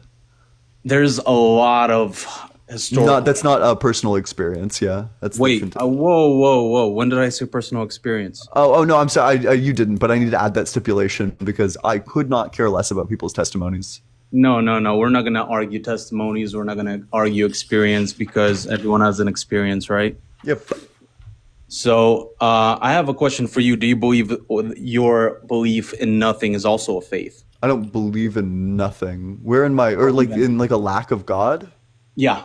Oh, sure. So my claim specifically is just that it's more likely than not that naturalism is true compared to supernaturalism, and that what is entailed by naturalism is atheism, or specifically that naturalism is more likely than theism is. Okay. So I'm not saying that it's like logically impossible for a God to exist, although I would say it's logically impossible for your God to exist. Okay. So you believe something came from nothing? No, I don't. I think that the universe has always existed. Always existed? What do you mean by that? Yeah, correct. Explain. So, have you heard of quantum mechanics before? Yes. So in quantum mechanics, there's an equation that is like the base of all of it called the Schrödinger equations. From this equation is derived something called the quantum eternity theorem, which basically the way it works is that if energy currently exists right now, which it does, then the universe has existed forever. Because energy currently exists, because quantum mechanics is like a leading theory, that it hasn't been debunked, that it is in line with observed reality. Because of all of this, that would indicate that the universe is eternal. Right. Okay. What made you stop believing? Huge pivot. Okay. So my friend asked me about the contradiction of the rock that's so heavy God can't lift it. Okay. Basically, the contradiction is an evidence against God. Because contradictions don't exist, correct? Okay. But what about the fact that God cannot deny his word? What do you mean? God does not go against his own word. Oh, so Therefore, if you're not just a saying one of the solutions to this problem is to say that God can't do contradictions, that's fine. If you want to define all powerful as like you can do anything that's logically possible, that sounds good. Works for me. For example, he creates the world with his word, and he does not go up against his word. I heard you prior to this. Like I said, I appreciate the fact that we can have a discussion about this, even though we might disagree on certain things. But you said, would God forgive Hitler if he repented right before he died? And someone said no. Right? And everybody wants to say, oh, yeah, he's not going to forgive that. But what do you think God would do? Do we all believe? Well, I don't think God exists. What do you think God would do? Well, my thing is, do you believe you're all good? Or Certainly not. No. because Christianity teaches, faith teaches. Wait. we're all This is sinners. wait. This isn't preaching. You're not making an argument. You're just like telling me about Well- your lore. I want an argument, like a Well, philosophical you're telling me about argument. your lore too, brother. I'm not. I don't have lore. I'm an atheist. Well, you're an atheist. Prove to me that Alexander the Great existed. Yeah, because we have a wide range of historical accounts attesting to the fact that Alexander the Okay. Great existed, whereas, and I believe Jesus existed too, because we have a wide range of sources saying Right, he existed. right. I do not believe Jesus resurrected, because we only have one source that claims that Jesus existed, that Jesus did miracles or resurrected, or turned water into wine or walked on water. Like I and said, it's the Will, Bible. Well, that's not just the Bible. Yeah. So what's the other We source? have What's the source Tacitus, that's not a the first century Bible? Roman who is considered one of the most accurate historians Oh of the wait, ancient world. who? Which one? Tacitus. Tacitus? Yes. Who is this? What about Josephus? Wait. Let's stick on one at a time. I'm just giving. I want to one at a time. Wait. So who's the first one? Tacitus Tacitus. or Tacitus. He's considered one of the most accurate historians of the ancient world. I think he lived like 100 years after Jesus, didn't he? Okay, but he does. So mention, wait, so he's not like a Okay. first-hand account. He's just writing like what people are saying. He's not actually writing. Okay, from what a about personal multiple experience. eyewitnesses? Oh, You and where believe could I all read the- this? you Where could I believe all read the this eyewitness testimony? Okay, how do you believe in historical documents being passed down? Do you not think that was also eyewitness testimony going from Alexander the Great? as well? Wait. So I just want to. Where can I find this eyewitness testimony of Jesus? What are you talking about? Where can you find it? Where can I find it? So What here's the book other is it? argument. Here's the- Where's what here's book the- that isn't the okay. Bible is this eyewitness testimony written That's fine. in? Listen. Here's the other argument you're making. Wait. You've pivoted like so many times. It's Well, I'm not- unbelievable. I'm I not just want to. pivoting. I want I'm to point talking out that about you're eyewitness pivoting testimony again. here. Because I asked you a question. What's the book that isn't the Bible that contains the eyewitness testimony? Why do you? Well, let me answer your question without interrupting. Yeah. Why do you consider the Bible not a historical document? So it's a structural issue. Oh, that's like super easy, right? Because there's Why? like no historical evidence that None. there were Jewish slaves in Egypt, or that there was an exodus from Egypt, or that outer space is made of water, or that the stars are embedded in the sky. There's just no evidence for like so many of the historical You're claims talking made in the about Bible. poetic writings, historic writings, all being mixed in together, and you want to pick and choose which one's which, and you just want some literal and some figurative. It's not me who's picking and choosing, big dog. It's you who's picking and choosing. You're the one because I'm saying like, let's take this all at face value, and you're the one who has to pick and choose which part of it is literal and which part of it is metaphorical. How do you know if something is literal or metaphorical? Brother. Do you have an answer, or are you just gonna like fake laugh? I'm not fake laughing. Listen, bro. Make an argument. I am making an argument. So the argument behind Alexander the Great, that you believe Alexander the Great exists. Wait. What question did I ask you? You're asking if I want to pick and choose if it's something is literal or figurative, right? No, that's not a question. That's like a statement. Okay. It's like an accusation, even. Wait. So it's clear that you don't remember the question. I'll remind you. Okay, go How ahead. do you know what's literal and what's metaphorical? Context. Context. So what Yes. context clues do you look to? You have to look at the whole passage.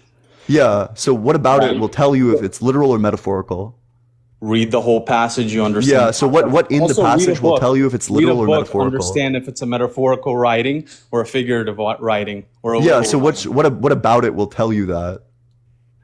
Whenever you read poetry, how do you know it's poetry? Because it isn't prose. It states that it's poetry. That's how it does It sure doesn't. Do you And do a also lot of writes wait? like Do a lot of it's the poems you write say this is poetry? And but the thing is, it also writes like it's poetry. Yeah. No. Exactly. Yes. It's It's not prose. All right. For Exactly. example, Precisely. so Genesis, the book of Genesis. Wait, right? buddy. We're like pivoting all over the damn place. Well, So we are So pivoting. wait. So And you would also- hold that the Exodus was metaphorical? I'm not talking about Exodus. Oh, but I was. That's like my leading example. That Exodus there's is a no historical proof. document. There is. Oh, sure. So can you prove that this Exodus actually happened? If it's a historical account, why is there literally no archaeological evidence? No archaeological. None whatsoever. Find None me in even the a Red shred. Sea. None whatsoever. No, yeah. Wait. So what's in the Red Sea? The chariots that were found in the Red Sea. Want to bet? Yeah. Yeah, so if you look up chariots in the Red Sea, the first thing that will come up is an AP fact check article saying that no, this did not happen. I'll read it to you. Dude, the other wait. I'm not going to let you pivot, and we're going to listen to this article. Go ahead. Chariots in the Red Sea. So according to the Associated Press, who has never failed to fact check and is an extremely reliable source, Why is he false reliable? story says archaeologists unearthed Exodus evidence. Archaeologists did not unearth the bones of Egyptian soldiers, weapons, and chariots to prove the biblical account of the parting of the Red Sea, despite the false claims of many stories reporting otherwise. Okay, so my question. You got anything else, or do you want to pivot to something new? No, that's great. So you choose one source online over another source. That's I'm gonna choose the Associated Press every single day of the week over the Bible. Why? Easily, not They a lie to problem. you all the time. Yeah, because the Associated Press does not have Why a do you know them bias. It does not have an you don't know them agenda. personally, The how are you- Associated Press They just don't have an reports agenda. facts. You're saying They the just Associated report Press facts. does not have an agenda. Wait, yeah. Thanks so much for the hat and mustache. Everything has What's an your agenda, man. critique of the Associated Press? Would you prefer I used Answers in Genesis? Everything has an agenda. Would you prefer? So what's the Associated? What is the Everything has an Associated agenda. Press? What is the Associated Press's agenda? They have their own agenda. Every single, for example, And which is what? let's take government. A government. Wait. Let's has an Let's take agenda. the Associated Press. What's the Associated Press's agenda? If they want to disprove faith, they can. Can do you it as prove much that as they want to disprove faith? Because to me, they're just like a fact-checking org. Evan, thanks so much for the Well, like I $6.66 said, that's only on up to how Venmo. much you wanna W Evan, W666, W Satan, hail Satan. Okay, it's up to how much you want to believe. Wait. It's not up to how much you want to believe. It's up to you not giving proof that the Associated Press is trying to disprove faith. What is your evidence that the Associated Press has an agenda to try to disprove faith? Okay, I have one more question. Wait. I'm not going to let you pivot away from this. You made the claim that the Associated Press wants to disprove faith. I want your we're gonna go evidence. back and forth. Wait. No, you will not. I'm not going to drop this. I am not going to drop this. You made the fine. claim. You No, will listen, provide are we evidence. supposed to argue on foundation? Nazar, I will not let you pivot away from this. You said that the Associated Press has an interest in disproving faith. You will provide evidence for that claim. You will not pivot away from this.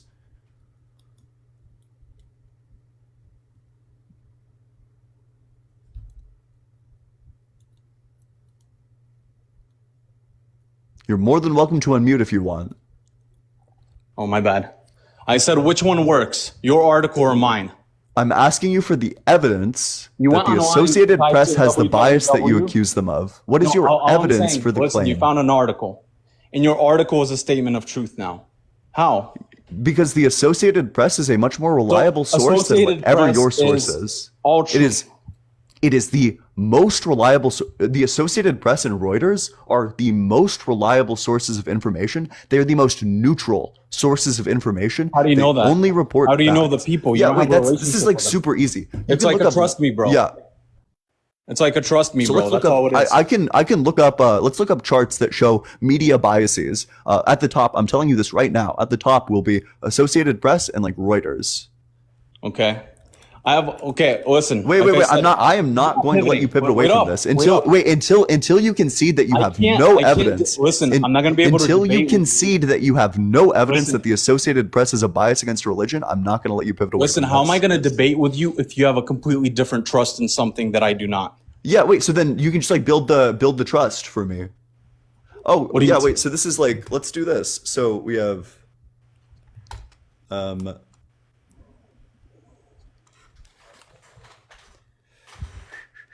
Listen. I want to ask you real quick. okay. So let's just do at the very top of this chart we got the You literally Associated want Press. Google. All right, great. You want Yeah, at the top of this chart we have the Associated. Or wait, where the fuck is it? Where am I? Oh yeah, at the top of this chart we have the Associated Press. Okay. At the top of this chart we have the Associated Press. It's just every chart Listen, you're is picking going to say. you're picking something you believe in right now. You're saying Yeah, well, I'm you're working stupid off of for evidence believing and a certain thing, biases. but It's you're just that also simple. The using- Associated Press, what the fuck is this doing? This app is terrible. You deny the Associated Press because it's simply inconvenient for all right, you. wait, inconvenient for Gary, you. thanks so much for the We know- $6.66 listen, a lot of people know what the on Cash Associated App. Press W is. Gary in the comment section. W666 W Satan, hail Satan. I appreciate it, Gary. Awesome. Listen, what's your stance on morality? Oh, I think morality is objective. Objective. So it's whatever you want it to be. Kill babies, it's all good. What do you think objective means? Well, I'm talking about subjectivity. You're talking about And I'm talking objectivity. Okay. So you're so why are Big you dog. okay, Wait, big dog. When I say I think morality is objective, do you think that means that I think reality or morality is subjective? No, that's not what I'm saying. You have your dialogue tree and you're so used to this. Brother, wait up. Hold up. Listen, I want to ask you one. Oh, wait, okay. First of all, I do want to point out to everybody, because you've been kicking and screaming and everybody's seen it. Nazar is pivoting away from like conceding that the Associated Press actually has no bias and that he said a lie, that there was no chariots uncovered and that there still is no archaeological evidence for anything that happened in Exodus. That's fine. Let's talk morality. No, I'm not pivoting away because of that. I'm pivoting because you choose to trust in a source and I choose to trust in another source. Just because you choose to trust in one source, that makes you more accountable or more knowing. Yeah, I trust the less biased source, correct. The source that has been reliably true, that is less Ian, biased. the issue yes. is everyone has a bias and you have your That's own fine, bias. but the Associated Press is much less biased. For example, okay, and that's why. Wait. Let's go back to the morality discussion. Wait. All right, Let's go back to the morality discussion. I was gonna ask you about. Wait. Don't pivot. You brought up morality. Let's run it. I'm going Let's to morality. run it. All right. Yep. So my morality is objective because I ground my morality specifically in the sensations of good and bad associated with pleasure and suffering. Right. That these things are an objective fact about our brain and our brain states. That if why do you care so a much neutral about what outside they observer teach in could schools? understand what people suffered, or like the way people suffer or experience pain and pleasure, then you would be able to objectively calculate exactly what the right thing to do is that limits or that reduces suffering, limits suffering and promotes. You pleasure. read your article. That's cool. I'm gonna ask you a question. Yeah. In What are we regard to pivoting morality, to? why do you care so much what they teach in schools? Because it's you shouldn't be teaching false things to kids. Why shouldn't you? Because the point of schools, the purpose of schools, is to teach kids true things so they can navigate life better and why is it avoid wrong? suffering. Whereas this teaches kids false things that makes them feel guilty and promotes suffering, things that aren't true. You have kids feeling guilty for reasons that they shouldn't be. Okay. Why shouldn't they be feeling that way? Because your Bible isn't real, God isn't real. But there is not a hell. They have nothing to worry about. They have nothing. But why do you care what they feel? Because I don't want kids to feel scared of hell when it doesn't exist. It's that simple. I don't know why you do. Nobody. Listen? If you said you see it as objective, where's your objective coming from? It's coming from neuroscience. So just because your brain is telling you, then that means it's right. No. Because there is an objective brain state associated with suffering and pleasure, and that these things are hardwired into us to be interpreted as good and bad. Who are they hardwired? Anybody. If anybody experienced the feeling of suffering, then they would know that it's bad. If anybody experienced the feeling of pleasure, they would know that it's good. Who are they hardwired by? Nobody. Evolution. Nobody hardwired our brains to evolution. Think it's not a who, it's a what. Evolution. That is Annie, insane. thanks so much for the $6.66 on That's Cash an App. insane Huge take. W, Annie. I appreciate that. W666 and W Satan. Hail Satan. Did you say evolution's insane? Do you want to go? You really looking to go like 0 for 3? Dude, you want to pivot? You want to pivot away from the morality conversation already? Who's going against evolution? Oh, I thought you said talking about evolution is morality. insane. Yeah, sure, that's fine. No, your idea is insane. Yeah, so what's insane about it that neuroscience comes from evolution? Do you have anything that's do you have anything a little bit more substantive than not? Listen, if there's no good or evil, then it doesn't matter. There is good and evil. It's objective. You're not tracking. But it's based off of your neural brain chemistry. Yes, these things are objectively interpreted and experienced as being bad. They are suffering is universally experienced as being a bad thing. Correct. So the universe dictates this. No. The neuroscience is what dictates it. You're not tracking. Listen, whether you like to admit it or not, you're allowing something to make you believe in good and evil. You don't want to call it God. Yes, I'm allowing neuroscience. Dog, So you are running down. neuroscience You are confused. You are confused. No, I'm You have not run this confused. I'm dialogue just calling tree. you out, You have man. run this dialogue I'm tree on a calling you number of out. atheists, I'm just sure. calling you I out on told your you own very hypocrisy. directly my Calling you. morality as an atheist is objective. I believe in good and evil. Dude, You're you not cannot believe in tracking. good and evil without a morality system. I have a that morality says it. system. And your morality system I is have a based off morality of system. science. That's it. Yes, it's based But on science neuroscience. doesn't It's based on care evolution, good, correct? evil. It does, The idea actually. of morality comes from It something does. else, There is an not from science. Why do- brain why state do that is animals connected to kill the each other? experience of bad. There is Why an do- objective brain But why state are that we is the only connected to the ones that experience feel of good. Tell It me is why, objective. Ian, why are we the only ones that feel good and evil? There's other animals who do as well. Such as? Fun fact. Such as? Chimpanzees, elephants, many mammals. Oh, they still kill each other. Yes. And Just then like they humans and then kill they each get other. revenge on each other for killing each other. Correct. Not always, though. Their morality is different than us, but they experience good and evil. Like I said, man, you, as much as you don't want to admit it, you believe there's a greater thing that created us to feel a certain Bro's type getting of way. psychoanalytic. Wait, are you used to being at like a successful point in the conversation? This must be confusing for you. You're not sure what to Honestly, say, man, hey, so you're just honestly, gonna throw your wait hands up, up and wait up, declare wait up. victory. Listen, Wait, do you if you wanna actually think? gaslight me, Do I'll you just actually gaslight you think? back. Do you actually think Listen, that you wanna just gaslight declaring me? victory? Hey, Do you you actually wanna think silence that people? losing every single point and then declaring victory makes you look good? Listen, being louder than me doesn't mean you won an argument. Yeah, but being understand correct that? on all the We're points also does. strong. There's no being correction. logically Listen, there's no correct, correct twisting you into a pretzel where you have to pivot away from every Listen, single there's no argument. correct You pivoted points. away All from the you're doing is- archaeological evidence. You pivoted at away from least the I'm willing Associated to Press admit- argument. You pivoted away from the morality argument, and now you're just trying to declare victory. Wait up. At least I'm willing to admit I have a bias towards a certain thing. You're I not. have biases as well. Yes, exactly. And your biases are towards articles as well. My biases are Your towards biases are facts, towards evidence, and neuroscience. science. Yes, Neuroscience my biases. instead of If your God. accusation is that my bias is towards science rather than bullshit, you are And also- correct. Say that again. If your accusation is that my bias is towards science, facts, and evidence, you are correct. Yes, and science is your God. And that's It's not my God because Yes, it God is. is a It is mind your and science faith. does not. Your faith is I don't in have faith, science. I have Yes, evidence. you do. What Eddie, is thanks so faith? much for the Look up subscription. Welcome to the definition of community. faith. I appreciate it. Tell me you have no faith and look up the definition of faith. Justin, I appreciate it. Thank you so much for the $6.66 on Venmo. W Justin, W666, W Satan, Hail Satan. Yeah, so if the definition of faith in this context, in a Complete religious trust or confidence in a in religious someone or context, something. wait, little bro, let's look up the actual definition that's relevant. You're not using faith in a general sense. You're using it in a religious sense. No, complete trust or confidence. Wait, in someone or you're something. saying you're bringing You up have faith, a but not in a religious sense. Listen, wait. yes, So it's still religious. What's You're the just wait? religious What's in a the different way. second definition? Your Read the religion second is definition. science. Your What's the religion second is evolution. definition? Your Nazar, religion is atheism. Nazar, what's the second definition, Nazar? So I'll read it to everyone.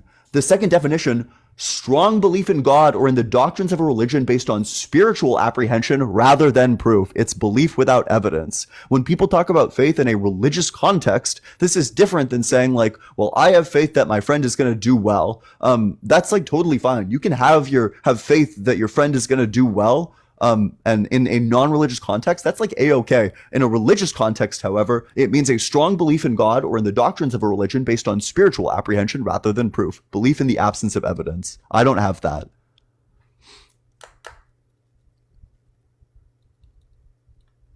Sorry, it keeps muting me. Here's all I want to say, man. In regards to, yelling over one another, in regards to trying to have different articles and stuff like that, it doesn't matter. Here's why. Because your foundation, your argument foundation, just let me speak for just a moment, is based on a bias that you have towards a certain idea and understanding. You are attacking, or let's say not even attacking. Let's say you're not attacking. You're confronting Christianity. That's fine. Truth is should not ever be afraid of being confronted. Lies are. So I'm not really afraid the truth is being confronted. You believe in your own truth. You've created the truth of, neuroscience is why we have morality. That's your truth. And at a certain time, you believed that God existed. I don't know what kind of, relationship you had with your family. I don't know what kind of anything. I don't know what caused your loss of faith. I'm not sure why. But you still feel strongly enough to argue this point because of your faith in the absence of God. As much as you want to say it's not a faith, I still think it is. I still think you do have a faith. And listen, I'm glad we were able to talk, but the person that's louder, I want to say to the people you're going to talk to next is, let them talk. Let them actually hear you out and don't interrupt them. Can you hear me right now? Sure can. Yeah. Do you think like grandstanding after you lost and pivoted away from every single point makes you look good? I'm not pivoting like, away. Do you think anyone's gonna fall for this? We're on different foundations. Do you think anyone's gonna fall for this?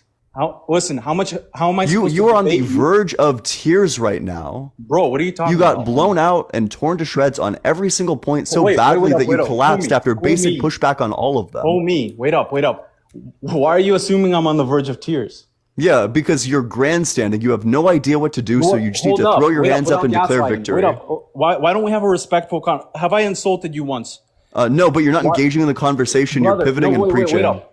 You're doing like the built your classic whole Christian, argument like on preaching. insults as well. No, here's the thing.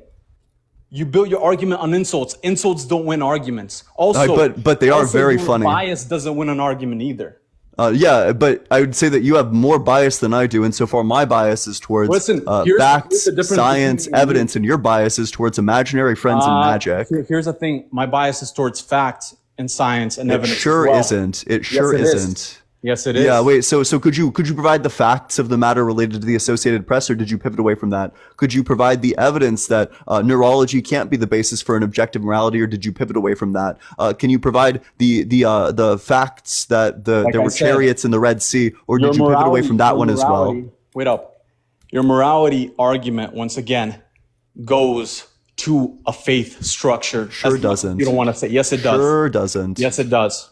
You still have a faith. You're just afraid to call it. Yeah, wait, so in what way do I have a strong belief in God or in the doctrines of a religion based on spiritual apprehension? You have a rather than faith proof? in something. I don't, because I don't believe in God. The only thing is, you don't want to call your God, you don't want to call God evolution. Yeah. You don't want to call God neuroscience. Yeah, because it's not. That's correct. Yeah. But it is your God. No, it's not. So Yes, God is yes, specifically. because- So God is a being who has five. God is a it's being who has wired five within you properties. to believe in something. God is a being who has five properties. Is the first causer. The omni properties: omnipotent, omniscient, omnibenevolent, and then also is a mind. Evolution is none of these. Hope Right. that helps. Mm-hmm. So you don't even truly believe in evolution, because I sure do. Well, how do you believe in it, and if you don't believe in the Big Bang? I do. I believe in the Big Bang. Well, you said it always existed. So where Yeah. did it come from? Okay, cool. So we've existed in infinite cycles of big bounces and big crunches. This is evident by the fact that the amount of dark energy is currently reducing right now, which means that it's eventually going to stop expanding the universe and start contracting the universe with gravity. That means it's going to come back to the exact same tiny point that it was in the first place, where it's going to undergo another big bounce. Okay. So nothing matters, genuinely. I mean, if you want to look at it that way, I find lots of meaning in all sorts of places in my life. Mm-hmm. You find meaning that you're just no longer going to exist. I don't think about it. I think about the wonderful experiences I have when I do exist. Okay, so what's stopping you from just stopping existing? What's stopping you? Because I like existing, because I think it's very pleasurable. So what do you think gives you pleasure? The neuroscience that you believe in? Correct. Okay. So it's just the chemicals in your brain telling you what to do. It's like the neural pathways, yeah. Okay. And they don't tell me what to do. Although everybody, me included, you as well, are heavily influenced by our like neurobiology. Mm-hmm. They don't tell us what to do. We experience doing it for ourselves, and I enjoy doing things for myself. Okay. Listen, man, as much as you don't want to call that faith, It's not. It's not a belief in a God. It's not. Well, it's a belief in. Yeah, it's something with evidence. Neuroscience has evidence, God doesn't. That's the difference. Mm-hmm. So you just believe the mountains formed on their own. I believe they formed via tectonic plates. Mm-hmm. And you believe that the Earth is how old? I think at least 4.5 billion, according to uranium-lead dating. And you believe we came from monkeys and all that sort of thing? We did not come from monkeys. I do not believe that. Or what do you believe in? Where do you think we came from? we are apes. We didn't Mhm. come from apes. We I mean, technically evolved- we did we because our evolved. ancestors were also apes, but we are apes. It's not like we're not apes. Is there evidence of macro and so there's evolution, right? Yes. And there's microevolution. Is there good evidence of actual evolution from species to species? Yes, there is. The fossil evidence and also the fact that we share huge genetic similarity with chimpanzees, bonobos, and every great ape. And then as we go farther and farther out, our genetic similarities get less and less, indicating that there was a time where we shared even more genetic information with them, and that we then diverged into two different species. Interesting. Okay. So into two different species, you actually believe we not micro-evolved, but actually evolved. Yes, that's like the scientific consensus, yeah. And there's evidence for that. Yes, the fossil record and also our genetic similarities, yes. What fossil record? The fact that we have all these fossils and we can date them to specific time periods and that we can evaluate their DNA to figure out what changes went on, like what shared genetic similarities to what. The scary about science and evolution is how often the scientists themselves admit that they've been wrong and they're not really sure of what's actually going on. This misunderstands science. So science is a process, not a product. Science doesn't claim to give absolute truths, but rather it claims to give you the most likely, the most probable outcome that there is. Science is a process of gathering evidence. It gathers mountains and mountains of evidence, and it can be wrong. But that's not a bad thing. That's a really good thing because science is capable of it's capable of updating itself and fixing its mistakes, whereas religion is not. The only thing you can do with religion after it gets disproven is claim that, well, the evidence was just lost somewhere. Well, that passage was just metaphorical. Well, it was a different time. Yeah. Like I said, man, because, I know everything that you're talking about as well. I've been taught that in school. And speaking of which, you said, they're teaching people to read Bible in school or forcing them or whatever. I don't know what the situation is. So in Oklahoma, they're forcing every single person in every single class, PE, math, like science, whatever, all these classes they're forced to learn things relevant to the class from the Bible. Okay. Well, one thing I do want to tell to you, if you feel really strongly about that, that's what's been happening with people that believe that the ultimate truth is evolution. The ultimate truth is these college courses that they make you take and all this kind of stuff as well. So no matter how strongly you feel about it, someone always forces someone to think a certain way, especially children. It's just for opinion, yes, and it's disanalogous. The Bible isn't true. And it's evolution probably is. Well, see that, but like I said, that's once again your bias in your own opinion, based off of the evidence that you believe and accepted. The evidence that exists that you haven't been able to contest. You believe and accepted a certain amount of evidence. Therefore, now you feel strongly against the opposite of that. So if somebody could prove to me, that's happening within our schools right now. They're teaching evolution all the time. Do you not think people strongly feel against it sometimes as well? Yeah, but the problem is that they're probably certainly wrong. Okay, yeah. so you're just so certain that you're right that you're willing to try to disprove everything else. Correct. Okay, and listen, you have freedom to do that, but people also have freedom to believe in the faith that they believe in as well. Yeah, and they can be as wrong as they want. It is your First Amendment right to be as wrong as you want. The difference is my beliefs have evidence, and your beliefs have been dunked on for the past 30 minutes. Dude, like I said, just because your foundation is different doesn't mean I was dumped on. You can't argue two different.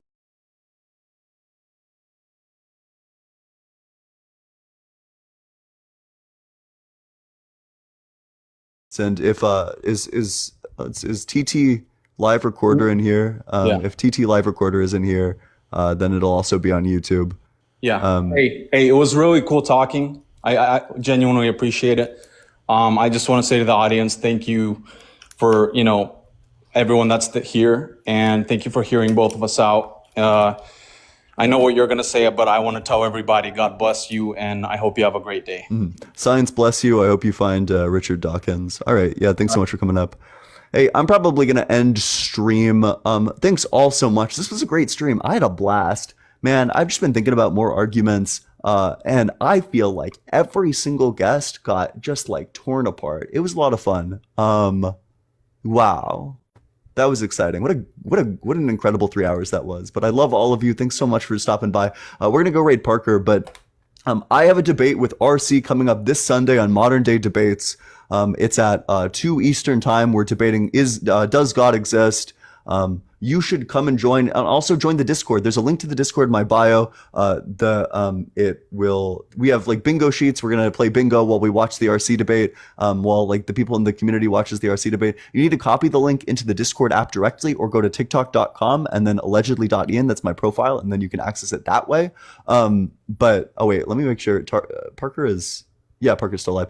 You need to access it that way. But it's a great place. We talk about politics, religion, philosophy. If I didn't get to you, you can come argue with me there. If you're 18, or only join if you're 18 or older. That's the other thing. You can come talk to me there. Come meet me there. And I also notify everyone every single time that I go live, so you'll never miss a live because you will always, always, always be notified. I love all of you. If anybody wants to support the stream, Venmo is allegedly-Ian. Cash App is just allegedly Ian. I appreciate the heck out of all of the support. You've all been so kind. And I hope to see you tomorrow at like 10 Eastern time. All right. Love you. Bye-bye. Oh, go raid Parker. Yeah, Parker get a job. Parker get a job. That's the one we're going to